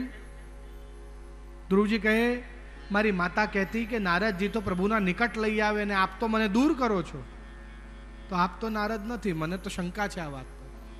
નારદજી હસવા લાગ્યા, કહેવા લાગ્યા કે તું મારી પરીક્ષામાં પાસ થયો, લે આ મંત્ર ઓમ નમો ભગવતે વાસુદેવાય અને તત્તાત ગચ્છ ભદ્રંતે યમનાયાહ તટંશુચિ. તું જા, અહીંયા નહીં, મધુવનમાં જા અને ત્યાં જઈને તપ કર. આવો આ શ્લોકનું ગાન કરીએ. અને શું કહી રહ્યા છે નારદજી, શું ઉપદેશ આપી રહ્યા છે એનું શ્રવણ કરીએ. તત્તાત ગચ્છ ભદ્રન્તે યમુનાયાહ તટં શુચિ પુણ્યં મધુવનમ सानिध्यम नित्यदा हरे. मधुवन में जाकर ब्रजमंडल में श्री यमुना जी के तट पर तू तप कर. ऐसा करने से सानिध्यम नित्यदा हरे. अब जो समझने की बात है, ब्रह्मा के पुत्र मनु के पुत्र उत्तानुपाद के पुत्र ध्रुव, બ્રહ્મા, મનુ, ઉત્તાનુપાદ ને ધ્રુવ, ચોથી જ પેઢી છે હજી. સમજો, સતયુગનું પણ પ્રારંભ પરિસ્થિતિ છે અત્યારે, અને ભગવાન વ્રજમાં પધારશે છેક દ્વાપરમાં. સમજો મારી વાત. તો પણ અહીંયા એને ઉપદેશ આપે છે નારદજી કે તું વ્રજમાં જા, તને ભગવાન મળી જશે. વિચાર કરો, હજી તો ક્યાં ભગવાન, હજી તો અભી चौथी ही पीढ़ी है ब्रह्मा से, तो भी नारद जी कह रहे हैं कि तुझे भगवान मिलेंगे। जो इस बात का प्रमाण है कि भगवान भले ही भूतल पर पधारे या ना पधारे, पर ब्रज में तो भगवान सदा वास करते हैं। आप जब ब्रज में जाओगे भगवान वहां मिलेंगे, ये प्रमाण है इस बात। तप કર્યું યમુનાજીના તટ ઉપર, માટે જ યમનાષ્ટકમાં કહેવાય છે ધ્રુવ પરાશરા અભિષ્ટ દે, અભિષ્ટ પદ આપનારા ધ્રુવ પરાશર આદિને આવા શ્રી યમુનાજી છે। ભગવાનની પ્રાપ્તિ કરાવનારા એવા શ્રી યમુનાજી છે। નેત્રો બંધ છે, ભીતર ચતુર્ભુજ પરબ્રહ્મ પરમાત્માના દર્શન થાય છે। સાક્ષાત ભગવાન સામે આવીને ઊભા છે, પણ ભીતર દર્શન થાય છે એટલે નેત્ર ખુલતા નથી। એવો આનંદ કોણ છોડે? એટલે ભગવાને વિચાર કર્યો કે આ ભીતરના દર્શન બંધ કરવા પડશે તો જ બહારના દર્શન કરશે। એટલે ભગવાને ભીતર પોતાના દર્શન કરાવવાના બંધ કર્યા। જેમ જ દર્શન થવાના બંધ થયા, નેત્રો ખોલ્યા। નેત્રો ખુલતા જ સાક્ષાત પરબ્રહ્મ પરમાત્મા કોટિકંદર લાવણ્ય એવા દર્શન થયા, એટલે વાણી નીકળે નહીં। આવું સુંદર સ્વરૂપ ભગવાને એમના શંખનો સ્પર્શ કર્યો, ત્યાં વાણી મળી। સ્તુતિ કરે છે ભગવાનની, યોંત પ્રવિશ્ય મમ વાચમીમામ, મારી વાણીથી સદા તારું ગુણગાન કરું પ્રભુ। તને પ્રાપ્ત કર્યા પછી મને કશું જ પ્રાપ્ત કરવાની ઈચ્છા હવે નથી। હે મારા નાથ, હે મારા સ્વામી, મેં તપ કર્યું હતું મારું પિતાનું પ્રેમ પ્રાપ્ત કરવા માટે, પણ હવે તને પ્રાપ્ત કર્યા પછી એ બધું કાંઈ જોઈતું નથી। બસ આપનું સાનિધ્ય મળે, આપની સેવા મળે। ભગવાન પ્રસન્ન થયા, વરદાન આપ્યું, તારી માટે ધ્રુવ લોક હું જુદો રચીશ, ત્યાં તારું વાસ થશે, ત્યાં તને સદા સર્વદા મારી સેવા મળશે। મારો વરદાન છે. જે હેતુથી તે તપ પ્રારંભ કર્યો હતો એ વરદાન બી તને આપું છું. તને તારા પિતાનો પ્રેમ મળશે. 36,000 વર્ષ સુધી તારો વંશ ચાલશે અને તારા સિંહાસન પર તું અને તારા વંશજો રાજ કરશે. વાસ્તવમાં 36,000 વર્ષ સુધી તારું રાજ ચાલશે એવો વરદાન છે. પણ પરાક્રમી કોઈ રાજા કે કોઈ પરમ ભક્ત એવા હોય ને, એ જ્યારે સિંહાસન પર બેસે, સમજો, ત્યારે એનો એક દિવસ 1 વર્ષ જેવો કહેવાય. એવું પદ્મપુરાણ અંતર્ગત કહેલું છે. એટલે 1 દિવસ રાજ કરે એટલે એને 1 વર્ષ રાજ કર્યું એવું કહેવાય. હા ને? એટલે 36,000 વર્ષ સુધી રાજ ચાલે તારો, એટલે પેલો 36,000 વર્ષ સુધી ના જીવતો હોય, પણ એનો 1 દિવસ જ 1 વર્ષ જેવો કહેવાય એમ. અને આવી રીતે 36,000 વર્ષ સુધી તારું રાજ્ય ચાલે એમ. અને પછી આપણે કેલ્ક્યુલેટ કરી લેવાનું. હા ને? એટલે 36,000 વર્ષ એકચ્યુઅલમાં 36,000 વર્ષ ના હોય, કારણ કે પરાક્રમી રાજાઓ હોય તો એક જ દિવસમાં 1 વર્ષ જેવું જીવી લે એમ, અને એટલું બધું કાર્ય કરી લે. જે બીજા લોકો 1 વર્ષમાં કરે એ પરાક્રમી લોકો 1 દિવસમાં કરી નાખે. એટલે એવું કહેવાય કે 36,000 વર્ષ એમ. એટલે એને મિસઅન્ડરસ્ટેન્ડ ન કરવું એ વાતને. બરાબર છે? તો અહીંયા 10મા અધ્યાયમાં પ્રવેશ કરતા ધ્રુવજીને પિતાનો સિંહાસન મળ્યો, પિતાનું પ્રેમ મળ્યું. એમના લગ્ન થયા ભ્રમી અને ઈલા જોડે, અને પછી એમને સંતાનો થયા. એ સંતાનને એમને રાજ્યની બધી વાત શીખવાડે છે. અહીંયા ઉત્તમ પણ જોડે જ રહે છે. એક દિવસે શિકાર કરવા ગયો હતો ઉત્તમ, ત્યારે યક્ષો એનો હરણ કર્યો, અને અલકાવલી નામક એક સ્થાન છે, યક્ષોનું ગામ છે, ત્યાં એમને લઈ ગયા. ત્યાં એમનો વધ થયો, એમની બલી ચડી ગઈ ટૂંકમાં. એટલે ધ્રુવજીને ક્રોધ આવ્યો. ધ્રુવજીએ અલકાવલી ગામ ઉપર આક્રમણ કર્યો. તેમને માયાનું આવરણ કર્યું યક્ષોએ. તે અહીંયા વર્ણન મળે છે નારાયણાસ્ત્રનો, અને નારાયણાસ્ત્ર એમને ચલાવ્યો છે, અને એનાથી એ માયાનું જાળ તોડીને અને અનેક યક્ષોને મારી નાખ્યા. ત્યારે ત્યાં બ્રહ્માજી પ્રકટ થયા, મનુને સાથે લઈને આવ્યા અને સમજાવવા લાગ્યા ધ્રુવજીને કે 1 કે 2 યક્ષોના કારણે તમે કુબેરનો દોષ ન કરો, કારણ કે કુબેરના સૈનિકો છે યક્ષો. તમારે કુબેરનો દોષ ન કરવો જોઈએ. વર્ણન મળે છે ક્ષમા માગી ધ્રુવજીએ કુબેરને, અને આગળ 12મા અધ્યાયની અંદર શ્રી હરિની અનન્યતાથી ભક્તિ કરીને વત્સર નામના પુત્રને રાજગાદી સોંપીને અને સંન્યાસ લીધો છે. મોક્ષ મળ્યો છે, પાર્ષદ તેડવા આવ્યા ધ્રુવજીને, તેવું વર્ણન પ્રાપ્ત થાય છે. વત્સરના વંશમાં આગળ ચાલીને ઉલ્મક નામના રાજા થયા. પુષ્કરણી નામની દેવી જોડે એટલે પત્ની જોડે એમના લગ્ન થયા. એમને અંગ રાજા જન્મ્યા. એ અંગ રાજાની પત્ની સુનીતા થઈ. એના ગર્ભમાંથી એક દુષ્ટ પુત્ર જન્મ્યો, વેન. એ વેન એટલો બધો ખરાબ, રમતા રમતા બાળકોને ધક્કો મારી દે કૂવામાં, અને બહુ જ એટલે ખરાબ કૃત્યો, ઘણા બધા ખરાબ કૃત્યો, અત્યાચારી દુષ્ટ હતો. એટલે પ્રજાએ મળીને એને મારી નાખ્યો. એનું શરીર આથ્યું, જેમ આપણે અથાણું આથીએ ને એવી રીતે એનું શરીર ત્યાંના રાજગુરુઓએ આથી દીધો. અમુક વર્ષો સુધી એ શરીર ઉપર જાપ કર્યા પછી શરીર પવિત્ર કર્યું. પછી એને ખોલ્યું ને પછી એમાંથી બાહુઓને મથી. જ્યારે એમાંથી બાહુ મથી તો બાહુમાંથી એક બહુ જ પવિત્ર 2 અર્ચી અને પૃથુ, આવી રીતે યુગલ 2 બાહુમાંથી પતિ પત્ની, આવી રીતે દેવતા નર, આપણે નારાયણ અને લક્ષ્મી, આવી રીતે આ સ્વરૂપ પ્રકટ થયું. એમને રાજગાદી આપી. પૃથુ રાજા બધી પ્રજાને આશ્વાસન આપે છે. પ્રજા એ ભૂમિ પર અનાજ ઉગાવવા જાય છે પણ અનાજ ઉગતો નથી. પૃથુ રાજા ભૂમિ પર ક્રોધિત થયા, ધનુષ ઉપર તીર ચડાવ્યો કે હું ભૂમિ તને મારી દઈશ. ત્યારે ગાયના રૂપમાં ભૂમિ આવી રડવા લાગી, કહેવા લાગી, તમારા પિતા જે વેન હતા એ બહુ દુષ્ટ હતા, એમના પાપના કારણે મેં મારા તત્વો સંતાડી દીધા છે. તમે મારી ભૂમિને સમતલ કરો, મહેનત કરો, પછી અલગ અલગ પ્રકારના બધા દેવતાઓને, દાનવોને બધાને લઈ લાવો, પછી એમના અધિકાર રૂપ એમને બધી વસ્તુ હું આપીશ.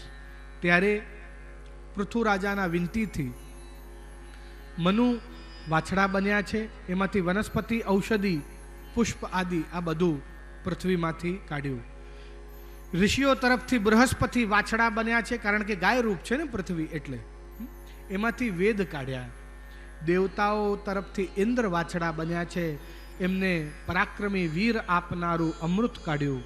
અને રાક્ષસોએ પ્રહલાદને વાછડા બનાવ્યા છે, એમાંથી માટીના પાત્ર બનાવ્યા, મદિરા કાઢીને આવું બધું વસ્તુઓ ઉત્પન્ન કરી. પ્રસન્ન થયા આ ભૂમિ ઉપર પૃથુ રાજા. પોતાની દીકરી બનાવી છે એને, અને હવે એને નામ આપ્યું છે પૃથ્વી. એટલે પૃથુની દીકરી પૃથ્વી એવું કહેવાય છે. ત્યાં સુધી એ ભૂમિ કહેવાતી. શિલ્પકલા પ્રકટ કરી પૃથુ રાજાએ. શિલ્પકલા એટલે આર્કિટેક્ચર. અત્યાર સુધી જ્યારે ઠંડી હોય તો લોકો ગુફામાં રહેતા, ગરમી હોય તો વૃક્ષની નીચે રહેતા, પણ કોઈને શિલ્પશાસ્ત્ર એટલે ઘર બનાવતા નહોતું આવડતું. પણ પૃથુ રાજાએ આર્કિટેક્ચર બહાર પાડ્યું. મોટા મોટા નગરો, સોસાયટીઓ, સિટીઝ, શહેર બનાવવામાં આવ્યા. અને આ બધું કાર્ય પૃથુ રાજાએ કર્યું છે. અશ્વમેઘ યજ્ઞ કર્યો, 19મા અધ્યાયમાં વર્ણન મળે છે પૃથુ રાજાએ. ત્યારે 100 અશ્વમેઘનો સંકલ્પ લીધો. ત્યારે છેલ્લા અશ્વમેઘ યજ્ઞનો ઘોડો તે હરણ કર્યો છે ઇન્દ્રે, કારણ કે ઇન્દ્રને એની પદવી પ્યારી હોય. 100 અશ્વમેઘ યજ્ઞ પૂરા થાય પછી ઇન્દ્રની પદવી જતી રહે અને પૃથુ રાજા ઇન્દ્રની પદવી ઉપર બેસી જાય. તો ઇન્દ્રને ના ગમે એટલે ઇન્દ્રે ઘોડાનો હરણ કર્યો. ઇન્દ્રને મારવા માટે યજ્ઞ કર્યો. ત્યારે ભગવાન પ્રકટ થયા. ભગવાને કહ્યું કે ઇન્દ્રને મારી ન નખાય, બધી વ્યવસ્થા બગડી જાય. ત્યારે 20મા અધ્યાયની અંદર ભગવાનના દર્શન કરી પૃથુ રાજાએ સ્તુતિ કરી. પહેલો વરદાન માંગ્યો કે આપના શ્રવણ કરવા માટે મને સહસ્ત્ર કાન જોઈએ, મારી રોમ રોમથી હું શ્રવણ કરી શકું એવી કૃપા કરો. બીજો વરદાન માંગ્યો કે જીવનમાં આપ જે રસ્તા પર મને ચલાવો એ જ રસ્તા ઉપર હું ચાલું એવો વરદાનમાં આપો. ત્રીજો વરદાન માંગ્યો કે આપની ચરણ સેવા મળે. ત્યારે ભગવાને કહ્યું, ભાઈ ચરણ સેવા તો લક્ષ્મીજી કરે છે, તમને ક્યાંથી મળે? ત્યારે પૃથુ રાજાએ કહ્યું, જો લક્ષ્મીજી વામ ચરણ દબાવશે તો હું ત્યારે દક્ષિણ ચરણ દબાવી લઈશ, જો લક્ષ્મીજી દક્ષિણ ચરણ દબાવશે તો હું ત્યારે વામ ચરણ દબાવી લઈશ, પણ કૃપા કરો પ્રભુ, આપની ચરણ સેવા મને આપો. ભગવાન પ્રસન્ન થયા, ભગવાને વરદાન આપ્યા. પૃથુ રાજા અંત સમયે એમની પ્રજાને ઉપદેશ આપે છે. તેનું વર્ણન 21મા અધ્યાયમાં મળે છે. ઇન્દ્રની જેમ તમે ન્યાયશીલ એવં વૈભવશીલ બનો. પવનની જેમ બધાની પાસે જઈ બધાના દુઃખ સાંભળો. સૂર્યની જેમ જ્ઞાનનો પ્રકાશ ચારે બાજુ પ્રસરાવો. અગ્નિની જેમ ક્રોધને ભસ્મ કરો, અહંકારને ભસ્મ કરો, પાપોને ભસ્મ કરો. જલની જેમ બધાને સંતોષ અને શીતલતા આપો. ચંદ્રની જેમ રાત્રિએ પણ બધાની રક્ષા કરો.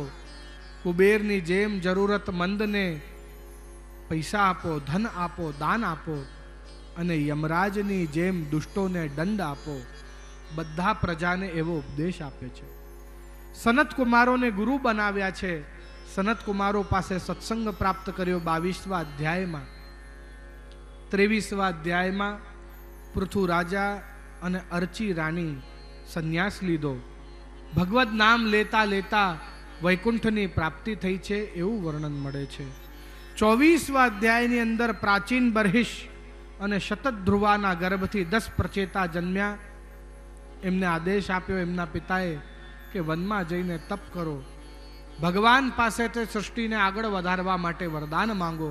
ત્યારે વનમાં એમને ભગવાન શિવ મળ્યા અને શિવે એમને રુદ્ર ગીત આપ્યું કે આ રુદ્ર ગીતથી ભગવાન શ્રી હરિની સ્તુતિ કરો, શ્રી હરિ તરત પ્રકટ થશે, પછી એમની પાસે વરદાન માગજો. અને જેમ શિવે વરદાન આપ્યું એમ જ થયું. ભગવાન શ્રી હરિ પ્રકટ થયા, રુદ્ર ગીતનું ઉપદેશ આપ્યો. રુદ્ર ગીત ભગવાનને સંભળાવ્યું શ્રી હરિને, અને શ્રી હરિએ એમને આગળ એમને સંતાન થશે, એમને આગળ પરાક્રમી સંતાન થશે એવો વરદાન આપ્યું. 25, 26, 27 અને 28 अध्याय अंदर पुरंजन आख्यान મળે છે. जो समझने की बात है, ये पुरंजन आख्यान बहुत कारणों से विशेष है. અહીંયા આ પુરંજન આખ્યાનની અંદર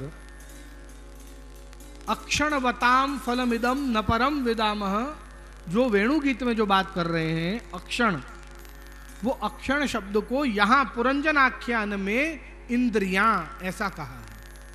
तो श्रीमद् वल्लभाचार्य जी इस पुरंजन आख्यान का उदाहरण देते हुए कह रहे हैं कि जैसे पुरंजन आख्यान में अक्षण का अर्थ मात्र नेत्र नहीं सब इंद्रियां हैं, ऐसे ही यहां गोपियां भी सर्वेंद्रिय ही भगवान को विनियोग करने की बात कर रही हैं.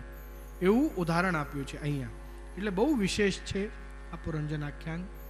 એમ તો બહુ જ સાધારણ વાર્તા છે, પણ જેના અંદર બહુ મોટો રહસ્ય છુપાયો છે. એક પુરંજન કરીને એક છોકરો, એક યુવાન હોય છે, એનું અવિજ્ઞાત કરીને એક મિત્ર હોય છે. બંનેને ખૂબ બનતું હોય છે, પણ એક દિવસે ઝઘડો થાય છે એટલે પેલો પુરંજન અવિજ્ઞાતને છોડીને એને જતો રહે છે. ત્યાં ચાલતા ચાલતા એક સુંદર નગર, એ નગરના 9 દ્વાર, એના અંદર એ પુરંજન પ્રવેશ કરે છે. ત્યાં એક સુંદર સ્ત્રી એને મળે છે. એ સ્ત્રીના પાસે 11 યોદ્ધા હોય છે જે એની રક્ષા કરે છે નગરની. એ નગરમાં નદીઓ હોય છે, પર્વત હોય છે, બગીચાઓ, ઉપવન હોય છે. એક દિવસે એ નગરની અંદર એક બીજી સ્ત્રી આવે છે. એ પુરંજનને કહે છે કે મને તારી જોડે લગ્ન કરવું છે. પુરંજન ઘસીને ના પાડી દે છે. ખોટું લાગી જાય છે. તો એ એના ભાઈને બોલાવે છે, જેનું નામ હોય છે ચંડવેગ રાજા. એ આક્રમણ કરે છે એ નગરી ઉપર. છેવટે પરાસ્ત થાય છે. એના પિતાને બોલાવે છે. પેલી બીજી જે સ્ત્રી હોય છે એના પિતાને બોલાવે છે અને કહે છે કે આ પુરંજનને આ નગરમાંથી બહાર કાઢી નાખો. ફરી એ ફરીથી જન્મ લે છે. આ વખતે સ્ત્રી થઈને જન્મ લે છે. એનું નામ પુરંજની હોય છે. સમય વ્યતીત થતો જાય છે, વૃદ્ધ થાય છે. પતિ મૃત્યુ પામે છે. આ પતિ સાથે સતી થવા માંગે છે. ત્યારે એ સમયે પેલો અવિજ્ઞાત, જેને છોડીને પેલો પુરંજન નીકળ્યો હતો, બીજા નહીં ત્રીજા જન્મમાં એનો મિત્ર અવિજ્ઞાત એને ત્યાં મળે છે. અને અવિજ્ઞાત એને જ્ઞાન આપે છે, બોધ આપે છે, એને સ્વરૂપ જ્ઞાન કરાવે છે. ત્યારે પછી એને મોક્ષ મળે છે. આવી એક સાધારણ આ વાર્તા છે, પણ વાસ્તવમાં આની પાછળ બહુ મોટો ભેદ, એક સિક્રેટ છે. પુરંજન એટલે સાધારણ માણસ નહીં, પુરંજન એટલે જીવાત્મા. अविज्ञात जेनो मित्र छे ये अविज्ञात एटले भगवान। दोनों में बहुत बनती है, पर एक दिन झगड़ा हो गया तो परमात्मा को छोड़कर आत्मा निकल पड़ी। अब उसका डेस्टिनेशन है एक शहर ढूंढना है, एक शरीर ढूंढना है। ये शरीर के 9 द्वार हैं, मूलधारा, स्वादिष्ठान, मणिपुर, अनाहत, विशुद्ध, अजाना, भक्ति योग, लय योग और सहस्त्रार। इसके 9 द्वार हैं, शरीर के 9 द्वार। वहां पर एक स्त्री रहती है बुद्धि, उसके 11 योद्धा हैं, 5 कर्मेंद्रिय, 5 ज्ञानेंद्रिय और मन, ये 11 योद्धा हो गए, है ना। उसमें नदियां हैं, नसें, पर्वत हैं, हड्डियां, बगीचे हैं, वन हैं, ये बाल। वहां पर उनको अनेक पुत्र और पुत्री ये देहाध्यास, प्राणाध्यास, इंद्रियाध्यास, अंतःकरणाध्यास, स्वरूप विस्मृति, शब्द तन्मात्र, स्पर्श तन्मात्र, रूप तन्मात्र, रस तन्मात्र, गंध तन्मात्र, ये पुत्र और पुत्री ये सब जन्मे हैं। ये अब कोई भी काल कन्या से विवाह करना नहीं चाहता, क्योंकि काल कन्या क्या है? वृद्ध है ना, गढ़पन, ये कोई ने ना જોઈએ। इसलिए पुरंजन ने मना कर दिया, मुझे वो काल कन्या से शादी नहीं करनी। काले कन्या पीछे पड़ गई है, नहीं मैं तो तुझसे ही शादी करूंगी। वो काल कन्या है, वो तो समय है, वृद्धावस्था है।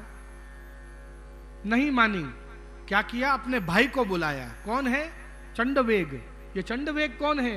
तो कहा वर्ष, हर वर्ष आप 1 साल बुढ़े हो जाते हो। उसका भाई है। वृद्धाश्रम, वृद्धावस्था बढ़ती जा रही है, जैसे जैसे साल बढ़ता जा रहा है। उसने आक्रमण किया। गंधर्व और गंधर्वी की सेना है ना। गंधर्व और गंधर्वी कौन है? हर महीने के पखवाड़ी है। 15 દિવસના પખવાડિયા હોય ને દરેક મહિનાના, એવા 360 છે આ પૂરા। ને આ લોકોએ આક્રમણ કર્યો એ શરીર ઉપર, એ નગર ઉપર। છેવટે પસ્ત થયો આ શરીર, એટલે એના પિતાને બોલાવ્યો। કાલ કન્યાનો પિતા કોણ? કાલ, મૃત્યુ। એને બોલાવ્યો ને કહ્યું કે હવે આત્માને કાઢો આ શરીરમાંથી બહાર। એટલે પુરંજનને કાઢ્યો બહાર। અંત સમય બુદ્ધિ, એક સ્ત્રીમાં એનું મન હતું, એટલે આગલો જન્મ એને સ્ત્રીનો મળ્યો, પુરંજની થઈ। જીવન પવિત્રતાથી વ્યતીત કર્યું 29મા અધ્યાયમાં। એટલે મોક્ષ મળવાના બિલકુલ બોર્ડર ઉપર, એજ ઉપર છે। અને ત્યાં જ પરબ્રહ્મ પરમાત્મા એટલે અવિજ્ઞાત આવ્યા અને એને સ્વરૂપ જ્ઞાન કરાવ્યું અને પછી મોક્ષ આપ્યું। આ એકચ્યુઅલમાં આનું અસલ અર્થ છે પુરંજન આખ્યાનનું। यम यम वापी स्मरण भावम, गीता में भगवान कह रहे हैं, हे कुंती पुत्र, ये जीवात्मा जब इस देह को छोड़ती है, उस समय, उस अंत समय उसके चित्त में जो कुछ भी चल रहा होता है वैसा ही उसको अगला जन्म मिलता है। यदि तुमने अपने घर पे कोई कुत्ता पाला है और मरते समय यदि तुम्हारा चित्त उस कुत्ते में लगा रहेगा तो अगला जन्म तुमको कुत्ते का मिलेगा। यदि तुम्हारा मन धन में लगा हुआ है तो अगला जन्म तुमको सर्प का मिलेगा। उस धन के ऊपर फन लगाकर बैठे रहना, है ना। ऐसे जैसा तुमको अंत समय में स्मरण रहेगा वैसा ही तुम्हारा अगला जन्म होगा। माटे अंत समये सदा सर्वदा प्रभुनु नाम लेवाय। प्रचेताओ वृक्ष कन्या जोड़े लग्न कर्યું 30મા અધ્યાયમાં, અને પ્રચેતાઓ એમના પુત્ર દક્ષ રાજાને 31મા અધ્યાયમાં રાજ સોંપ્યો અને સંન્યાસ લીધો અને ભગવાનનું નામ લીધું। અંત સમય કેમ ભગવાનનું નામ લે છે બધા? કારણ કે हे कुंती पुत्र अर्जुन, ददामि बुद्धि योगांत। गीता में भगवान कह रहे हैं कि जो आजीवन पूर्ण भाव से मेरी सेवा करता है, अंत समय मैं खुद उसको सद्बुद्धि देता हूं और उसके मुख से मेरा नाम निकलवाता हूं और उसको मोक्ष की प्राप्ति करवाता हूं। हूं काळजी राखूं छुं के एना मुखमांथी मारू नाम निकळे। माटे भगवदीओ पण कही रह्या छे कि हे प्रभु, बीजू तू कंईक मने आपे ना आपे पण एक वरदान जरूर आपजे कि ज्यारे मारी अंतिम श्वास लेवाती होय त्यारे मारा मुखमांथी तारू नाम निकळे। आटली कृपा करजे, मने भी सद्बुद्धि आपजे। जो श्री गोसाईजी बधा ज अष्ट सखाओने पूछ्યું છે, अरे सूरदास, ये तो जहाज है या पुष्टि मार्ग को, या सु कछु ले ले, या समय सूरदास तुम्हारो चित्त कहां है? भगवदीओ पूछे छे, श्री गुसाईजी पूछे छे। બધા વૈષ્ણવે પ્રશ્ન કર્યો, તમે આ જીવન પ્રભુનું ગુણગાન કર્યું પણ ગુરુ માટે એક પદ ના રચ્યો? સુરદાસજીએ કહ્યું, અરે ભલા માણસો, જેટલા પદ ઠાકોરજીના રચ્યા એ બધા વલ્લભાચાર્યજીના જ છે, એમાંથી હું કોઈ અલગ ગણતો નથી. તેહી એહી એહી તેહી કછું ન સંદેહ, એમનામાં કોઈ ભેદ નથી ગણતો. પણ આજે હવે અંત સમયે આપ મારી પાસે એવું વસ્તુ માગો છો તો મારે આ ઈચ્છા તો પૂર્ણ કરવી પડે. અને ત્યારે એમને પદ ગાયું, દ્રઢ ઇન ચરણ ન કેરો ભરોસો. ઉન ચરણને નથી કહ્યું. એ સમયે વલ્લભાચાર્ય નથી બિરાજતા હો ભૂતલ ઉપર. 52 વર્ષ અને 11 દિવસ વલ્લભાચાર્ય ભૂતલ પર બિરાજ્યા છે. ભગવાન શ્રી કૃષ્ણ કરતા બિલકુલ ઊંધું. 11 વર્ષ ને 52 દિવસ ભગવાન વ્રજમાં બિરાજ્યા છે. વલ્લભાચાર્યજી 52 વર્ષ અને 11 દિવસ ભૂતલ પર બિરાજ્યા છે. સમજવાની વાત છે. જો અને જેટલા વર્ષ શ્રીમદ વલ્લભાચાર્યજી અને શ્રી ગુસાઈજી ભૂતલ પર બિરાજ્યા છે, એટલા જ વર્ષ શ્રી હરિરાયજી, બેનું આપણે સરવાળું કરીએ એટલે 72 વર્ષ અને 52 વર્ષ, એનું સરવાળું કરીએ એટલે 124 વર્ષ શ્રી હરિરાયજી ભૂતલ પર બિરાજ્યા છે. એમને બંનેને જે જે કાર્ય આ ભૂતલ પર કરવા હતા એ બધા જ કાર્ય શ્રી હરિરાયજી આ ભૂતલ પર કર્યા છે. આ એવું છે, બધું સિક્રેટ્સ છે આ પુષ્ટિ માર્ગમાં.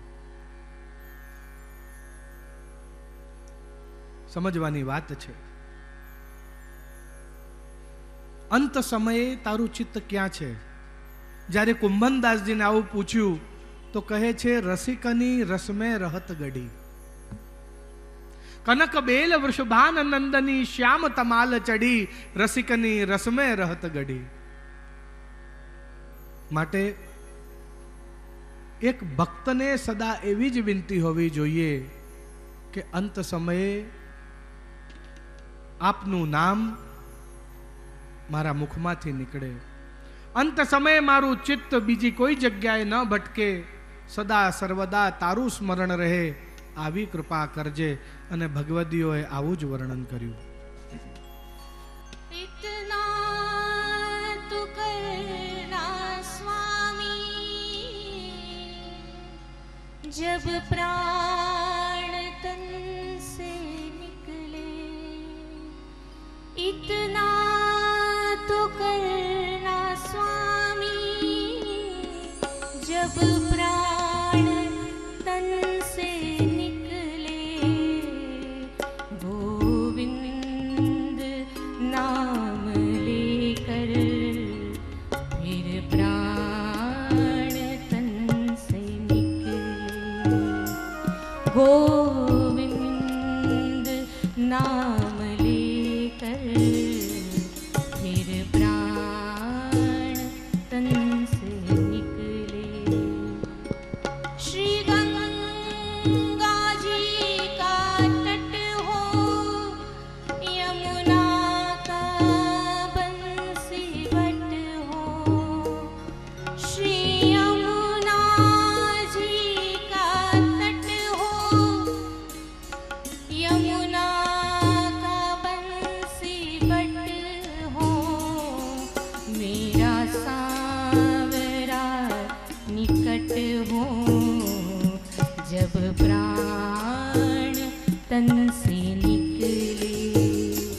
मेरा सांवरा निकट हो, जब प्राण तन से निकले.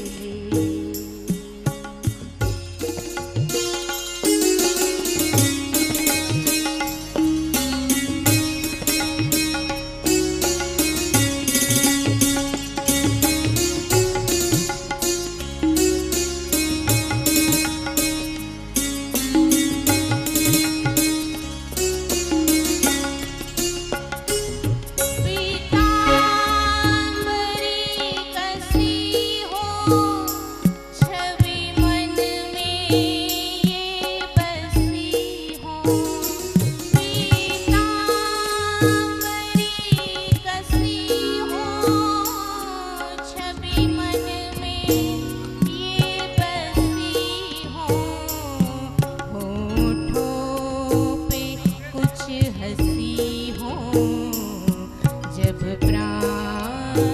तन से निकले, होठों पे कुछ हंसी हो जब प्राण तन से निकले,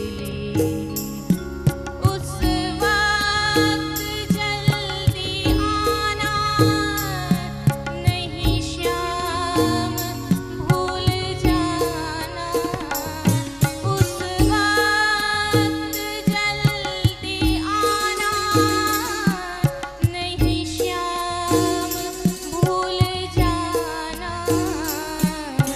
राधे को साथ लाना जब प्राण तन से निकले, राधे को साथ लाना जब प्राण तन से निकले, इतना तो करना स्वामी जब प्राण तन से निकले, इतना तो करना स्वामी जब प्राण तन से निकले, गोविंद नाम लेकर फिर प्राण तन से निकले, गोविंद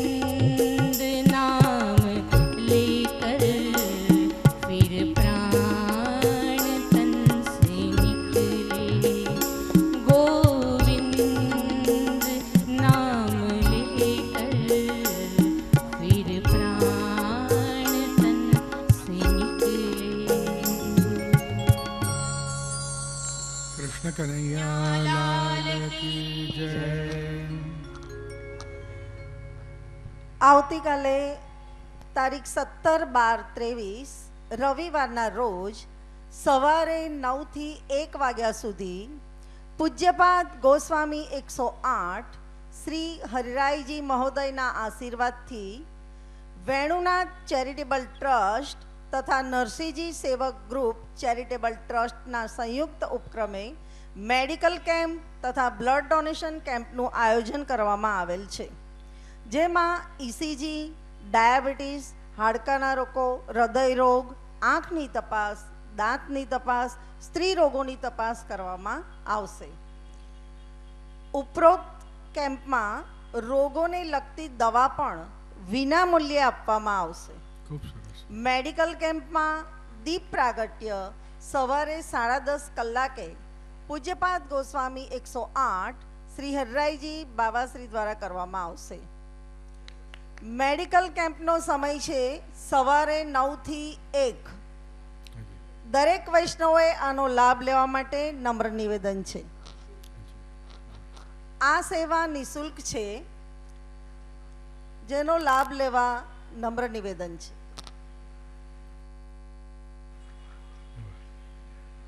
શ્રી વલ્લભાધીશ કી જય. અંત સમયે પ્રભુનું નામ લેવાય એવી જ વિનંતી પરીક્ષિત પણ કરી રહ્યા છે, એવી જ વિનંતી પ્રચેતાઓ પણ કરી રહ્યા છે ને એવી જ વિનંતી આપણા સૌની છે. અહીંયા આ 31 અધ્યાયમાં આ ચોથો સ્કંદ પૂરો થાય છે. તે શ્રીમદ ભાગવત મહાપુરાણ ચતુર્થ સ્કંદ સંપૂર્ણમ. આજના સત્રને અહીંયા જ વિરામ કરતા શ્રીમદ મદન મોહનજી, શ્રી ગોરધનનાથ પ્રભુ, શ્રી બાલકૃષ્ણ પ્રભુ, શ્રીમદ વલ્લભાચાર્યજીના ચરણોમાં મારા વક્તવ્યને વિરામ આપું છું. આપને જે કોઈ પણ સેવા પધરાવી હોય ફરી એકવાર યાદ અપાવવા માટે શ્રી ગોરધનનાથજી હવેલીના પુનર્નિર્માણ અને એના જીર્ણોદ્ધાર માટે તો આપ કાર્યાલયનો સંપર્ક કરશો. હવે અહીંયા કથાની આરતી થશે મનોરથી પરિવાર દ્વારા, એવં બીજા પણ મનોરથીઓ બધા જોડાશે. તદુપરાંત ઠાકોરજીના દર્શનનો પણ લાભ આપ સૌને મળશે. આટલું જ કહીને મારા વક્તવ્યને વિરામ આપું છું. શ્રીમદ વલ્લભાધીશ કી જય. આવતીકાલે જે કેમ્પ છે એમાં પણ બધા જોડાજો. મેડિકલ કેમ્પમાં એ નિઃશુલ્ક છે. તેની સાથે સાથે હું પિતાશ્રીને પણ આવતીકાલે, કારણ કે આવતીકાલે જન્મ મહોત્સવ એટલે પલના આદિનો ક્રમ પણ આવશે, નંદ મહોત્સવ પણ ઉજવાશે. એટલે આપને અનુકૂળતા હોય તો આવતીકાલે બી અને પરમ દિવસે બી જેમ અનુકૂળતા હોય આપશ્રી પણ વચનામૃત દ્વારા આપણને સૌને લાભાન્વિત કરશે. આટલું જ કહીને મારા વક્તવ્યને વિરામ આપું છું. શુભમ.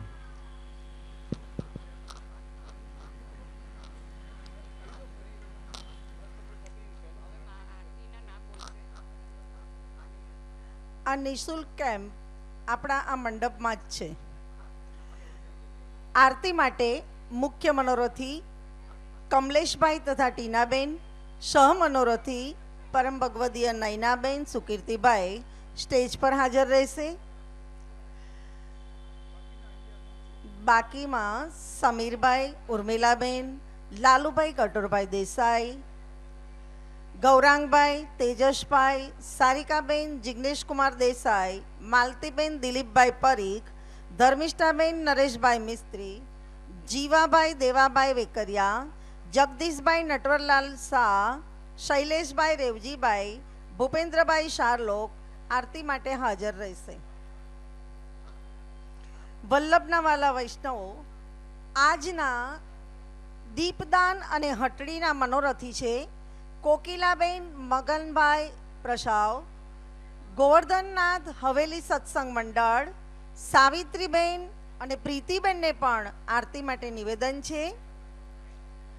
વલ્લભના વાલા વૈષ્ણવો, આજે ખૂબ સુંદર દીપદાન અને હટડીનો મનોરથ છે. દીપ એટલે પ્રકાશ જે અંધકારને દૂર કરે. હટડી એટલે હાટ. હાટ એટલે બજારની સુંદર ભાવાત્મક સજાવટ કરી એમાં સોનાના ત્રાજવા અને ચાંદીના કાટલા મુકાય છે. દિવાળીના દિવસોમાં આનંદ મનાવવા વ્રજમાં શ્રી કૃષ્ણ અને સખાઓ પોતપોતાની દુકાન માંડે છે. મેવા, મીઠાઈ, અનાજ વેચવા બેસે અને વ્રજ ભક્તો ખરીદવા આવે. એ હટડીના દર્શનનો લાવો લઈએ. આવતીકાલે નંદ મહોત્સવની પણ તૈયારી કરીશું. નંદ મહોત્સવનો કોડ છે કેસરી સાડી. કેમ્પ અહીંયા જ.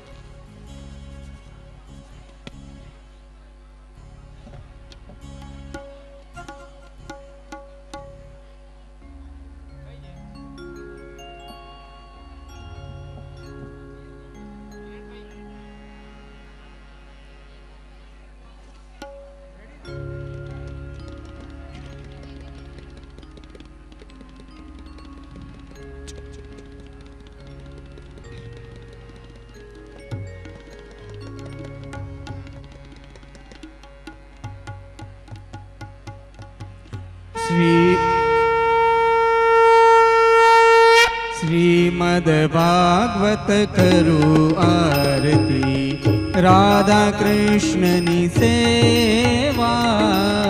શ્રીમદ ભાગવત કરું આરતી, રાધા કૃષ્ણની સેવા.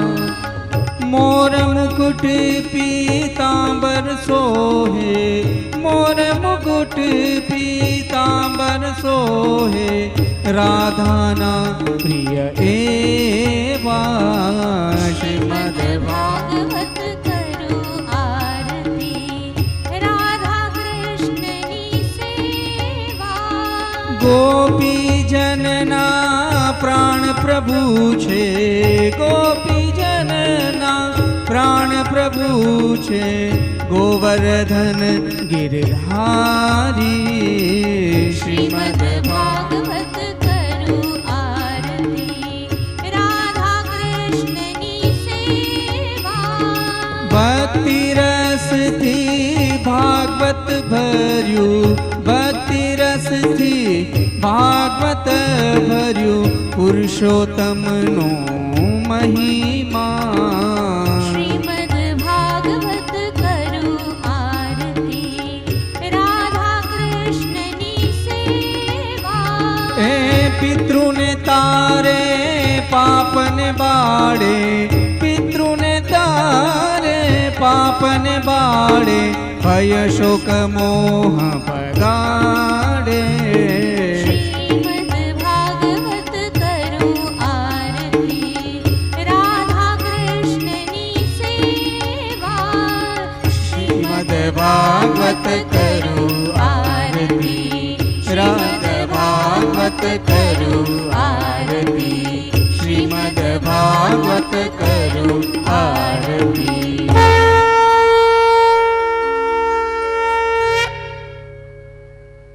કૃષ્ણ કનૈયા લાલ કી